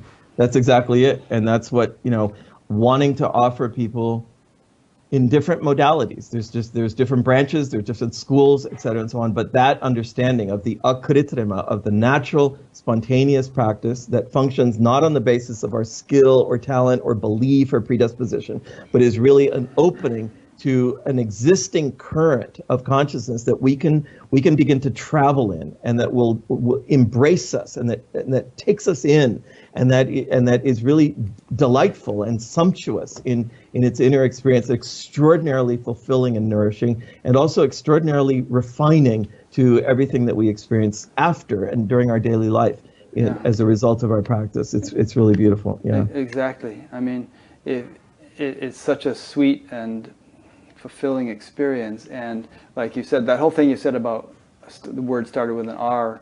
Raudrate. Yeah, the Raudrate, about yeah. that sort of infusing itself into Exactly. all that was so beautiful and so true of my experience. That it's like, well, I mean, just a simple example is you take a bucket of water and then you throw it on the plants flourish, or you take a cloth and dip it in the dye, it comes out and it's colored, Right. whatever. But there's like this soaking up of Right. this inner beauty, and then it just as when you come out in activity and engage in activity for a number of hours, it just begins to permeate and transform every Beautiful. phase of your Exactly. activity. It's like fuel, Beautiful. that Yes. kind of nourish, or like sap in a tree that nourishes Yes. every aspect of the tree. It's beautiful. Yeah. Yes, that's exactly right. Beautiful. Beautiful. Yeah. Another thing I want to get into with you, we'll go a little long because this is so interesting. And this might seem a little academic, but I think it will actually have practical implications for people in terms of the understanding of it. You say that Abhinavagupta, if I'm pronouncing his name right, Yeah. sort of took issue with the Yoga Sutras and the way that was traditionally understood. Right. And he rejected the sort of notion, as I understood what you were saying, that the limbs of yoga, as Patanjali outlined them, grow sequentially. And I got the sense that you were saying that he said that they actually grow simultaneously, as do the limbs in a body, as Exactly. when an embryo turns into a fetus into a human right. being. Right. And so that would imply that it's not like you go through all these different steps and eventually Right. get to samadhi, but that you begin with samadhi on day one to a certain degree of clarity. Yes. And, Exactly. yeah, and that over time, all the limbs of yoga, if we want to take that model of, they all refine and grow simultaneously, right? Yes, Yeah. absolutely. And that's well said. And I mean, he has a complex, he has an agenda in mind with regard to wanting to present a non-dual tradition that is yet based on a prior dualistic tradition, which is classical yoga and classical Sankhya. And so he has to what he's really doing in a certain sense is it's like remodeling and expanding a house. You have the house, and then you want to build higher stories on the whole thing and add to it. You have to have a certain amount of remodeling that's going to happen. It's kind of nuanced and complex, but he does that in his Tantra Loka in great detail, and he takes the perspective also that what is central, and there's a whole huge chapter of his Tantra Loka, this massive kind of encyclopedia called The Light on the Tantras, the 13th daily lesson, or Anika, is devoted to the concept of Shaktipata, which is an extraordinarily mysterious concept, but it has to do with the movement of freedom within the structures of bondage. How is it that freedom moves within the structures of bondage and limitation, and that the nature of reality is such that no matter what structure of bondage or limitation, smallness, contraction, ignorance, or loss is there's going to be some movement of freedom that's going to come and open that up, and that we experience that as human beings in the sense of a kind of trajectory of life that at a certain moment something begins to happen inside us that is radically impelling us from deepest levels inside us to a transformed outlook on life, to a transformed perspective on what we want to do with our life, and to open us and make us even interested in dimensions of life and dimensions of existence that prior to that may have been absolutely disinteresting to us. And so, and this he calls Shaktipata, and there's a whole investigation. What causes Shaktipata? How does it move? What are the different stages of Shaktipata? What are the different levels of intensity of Shaktipata, et cetera, and so on? But the bottom line is, he says that basically it is that, if we want to use the term awakening, but it's this burgeoning and opening and blossoming from inside of this increased vibrancy, luminosity, and potency of consciousness that is going to begin to move the individual from deep inside into a trajectory of seeking out a path, a sequence of teachings, a sequence of teachers, et cetera, and so on, and will in fact be the basis and foundation for that individual then investing themselves in their life on the into practice. And that it's not Shaktipata is sometimes understood as a kind of initiation that a teacher gives, etc. That's also an understanding that Abhinavagupta gives. But he's talking about kind of the radical or root awakening that happens in the trajectory of sequences of life. The individual that has been encased and limited and even imprisoned within this anu, this limited transmigrating individual, manifesting ignorance, limitation, the absence of knowledge, etc., and so on. Suddenly, something from within the core of that individual begins to burgeon and begins to move and begins to transform and change. And I talk about it sometimes as when there's a kind of a earthquake that happens at the bottom of the ocean. The tsunami wave that will happen at the surface takes some time to happen. The tsunami wave of transformation and force at the level of the surface of the ocean is an expression of an extraordinary hidden event that even possibly doesn't even exist or take place within the level of the relative individuality. It's on the borderline of the individuality and the absoluteness of the individual. Some fundamental radical transmutation of that relationship that begins to release the constricting power of the malas, of these constricting rings of limitation. And on that basis alone, he argues then, the individual will engage in radically transformative spiritual practice to one degree or another. So he wants to talk about mild, medium, and intense levels of Shaktipata. It's very, very fascinating kind of discourse about that, but that's the basis of it. It's on that basis, he says, that an individual then seeks out a teacher, receives initiation, receives teaching, learns ritual practices, learns about different texts and traditions, etc., and so on. It's all on the basis of this surging impulse of the movement of freedom from inside that has priorly taken place and is even beyond the capacity of the individual to inspect. In other words, it's not a phenomenon that we can become aware of. It's something that's actually it's the beginnings of the movement of that Raudri current that we talked about before. It's downstreaming into the individual to impel that individual toward transformation. And then you have the destiny of that individual, the karma of that individual, the past connections of that individual that lead that individual out into relationships with teachers, with traditions, with different lineage streams, with different sorts of expressions of that might be there. This is the complex, indescribable play of karma that comes in at that point,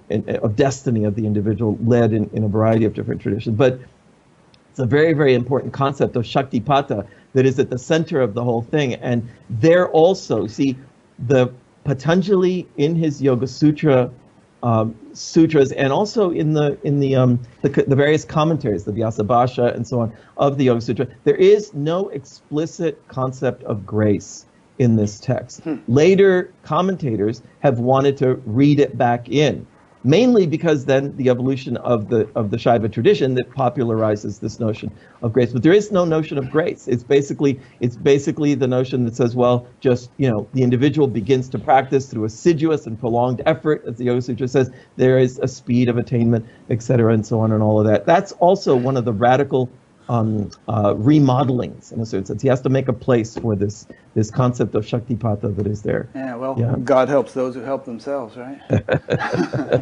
He helps us to help ourselves, yes. Yeah. She helps us, yeah. One thing I was wondering about the whole yoga thing, though, Patanjali, is that, the whole idea of the correlation between all the different values of life, such as ethical behavior and the Right. growth of samadhi. And, Right. you know, some teachers have said that, well, they're all going to grow apace and not be out of sync with one another. But then there are people like Ken Wilber that talk about lines of development and how Yes, one right. line can get really out of whack with other lines. That's And there right. seem to be That's many right. examples of this Right. happening. Right. So I find that interesting. Yeah. I don't know what Kashmir Shaivism has to say about it. Well, I mean, that comes back to this whole notion of Vikalpa Samskara, where there's a disjunction and a out of syncness with regard to some rising degree of interior experience, and yet it hasn't fully established itself at the level of action, at the level of speech, at the level of discernment, and so on, of the individual, and also at the level of knowledge. And so that's part of, you know, the catching up of these various dimensions that has to happen. Like, is it a tight rope tying these things together, or a big stretchy rubber band? And you know. Well, it's just different aspects that, you know, eventually, yes, you have, when the movement of that potency of consciousness is sufficiently potent and powerful and surges through the individual, there will be radical rearrangements and surfacing of the different virtues, in a certain sense, the kind of the saintly virtues, the capacity for love, the capacity for patience, for compassion, for forgiveness, for extraordinary selflessness, et cetera, and so on. These are also expressions of the higher manifestations of the expression of life at that level, but it may be some time before that happens. I mean, these, as you know, these are multi-lifetime sorts of perspectives, not just in a single lifetime. Yeah, I'm glad you mentioned that. Of course, some people don't even believe in lifetimes because they say that there is no self ultimately, so how could anybody reincarnate, because there's nobody reincarnate, but I don't even want to get into that whole argument. A great one, yeah. Yeah, I'd like to, I've locked horns with people on that one before, but two sutras from the Shiva Sutras I'd like to conclude with, and have you just comment briefly on each one, because I thought they were fascinating. One is that, maybe we'll take the second one first, that the knowledge of the self constitutes a natural, spontaneous, non-conceptual, and immediate state of certainty.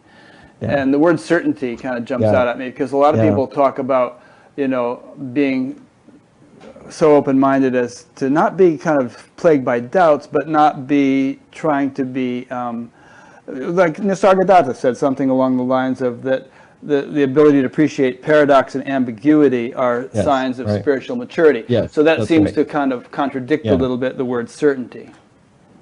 Well, I think we have to interpret that on various levels. In other words, that if we take the opposite, one of the synonyms for the mala in the Kashmir Shaiva teachings is shanka.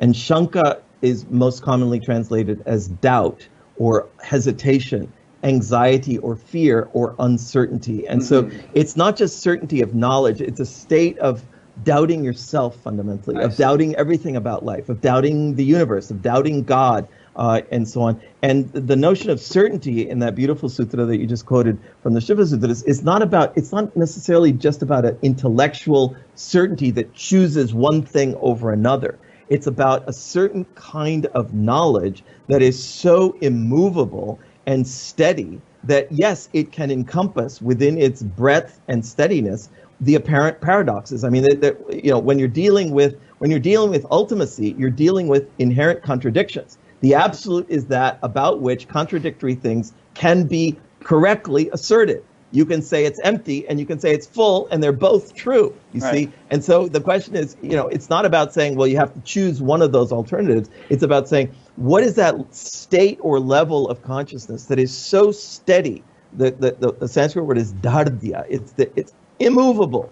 It's absolutely rock steady. And within that, then, different kinds of thought streams will be shaped in the awareness of such an individual that are applicable or sort of appropriate for different circumstances of life. It isn't about a sort of doctrinal certainty that says this is what's right and this is what's wrong. It's more about saying this is reality, and this is how reality appears and shows itself up in my life. There is the capacity to encompass that huge diversity, because we know that that diversity is also taking place on the underlying invisible fabric or thread of the non-difference, of the non-duality, that is where consciousness is stabilized. So good. So yeah. Okay. Yeah. You could almost perhaps substitute the word confidence for certainty. Yeah.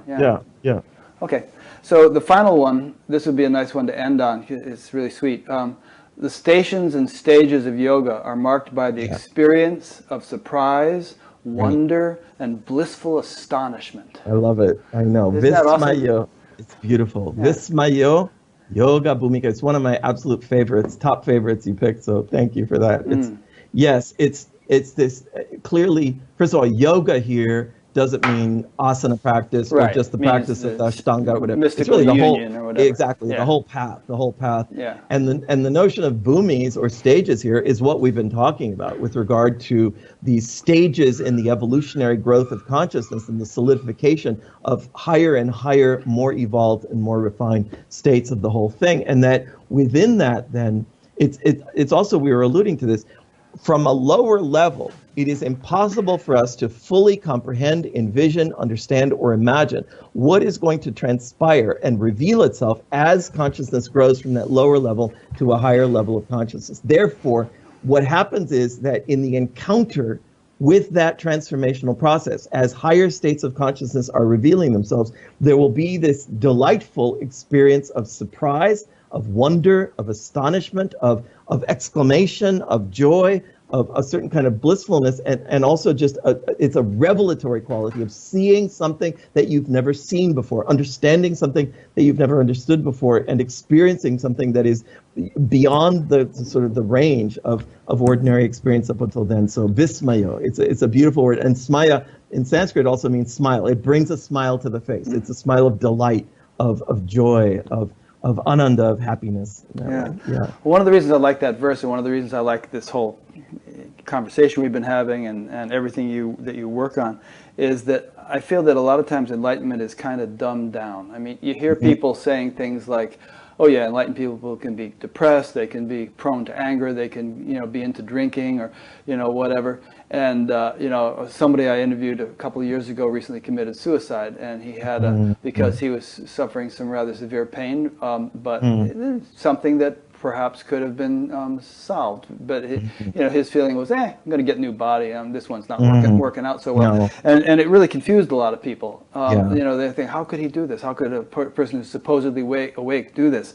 So I really like that. You were talking earlier about maps. I really like things which help to give people a clear conception of what the possibilities are, of what enlightenment might actually be, so it doesn't get shortchanged, and so we don't think of it as something that's hardly an improvement on what many of us are already experiencing, but something that really would perhaps, make life infinitely more fulfilling than it ordinarily is, and full of surprise, wonder, and blissful astonishment.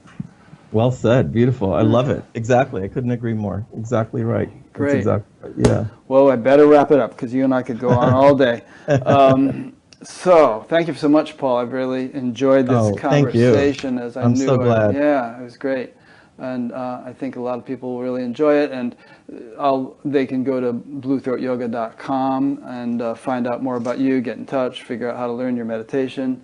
I'll be linking to that, of course, from your page on BatGap, and you have quite a few books. It would take me a couple of minutes just to hold them all up here and read their titles, so I won't do that. But people can find your bibliography, and they take some settled awareness to read some of them because there's some really deep stuff being discussed. But I found them fascinating and right up my alley in terms of the things that I like to understand better.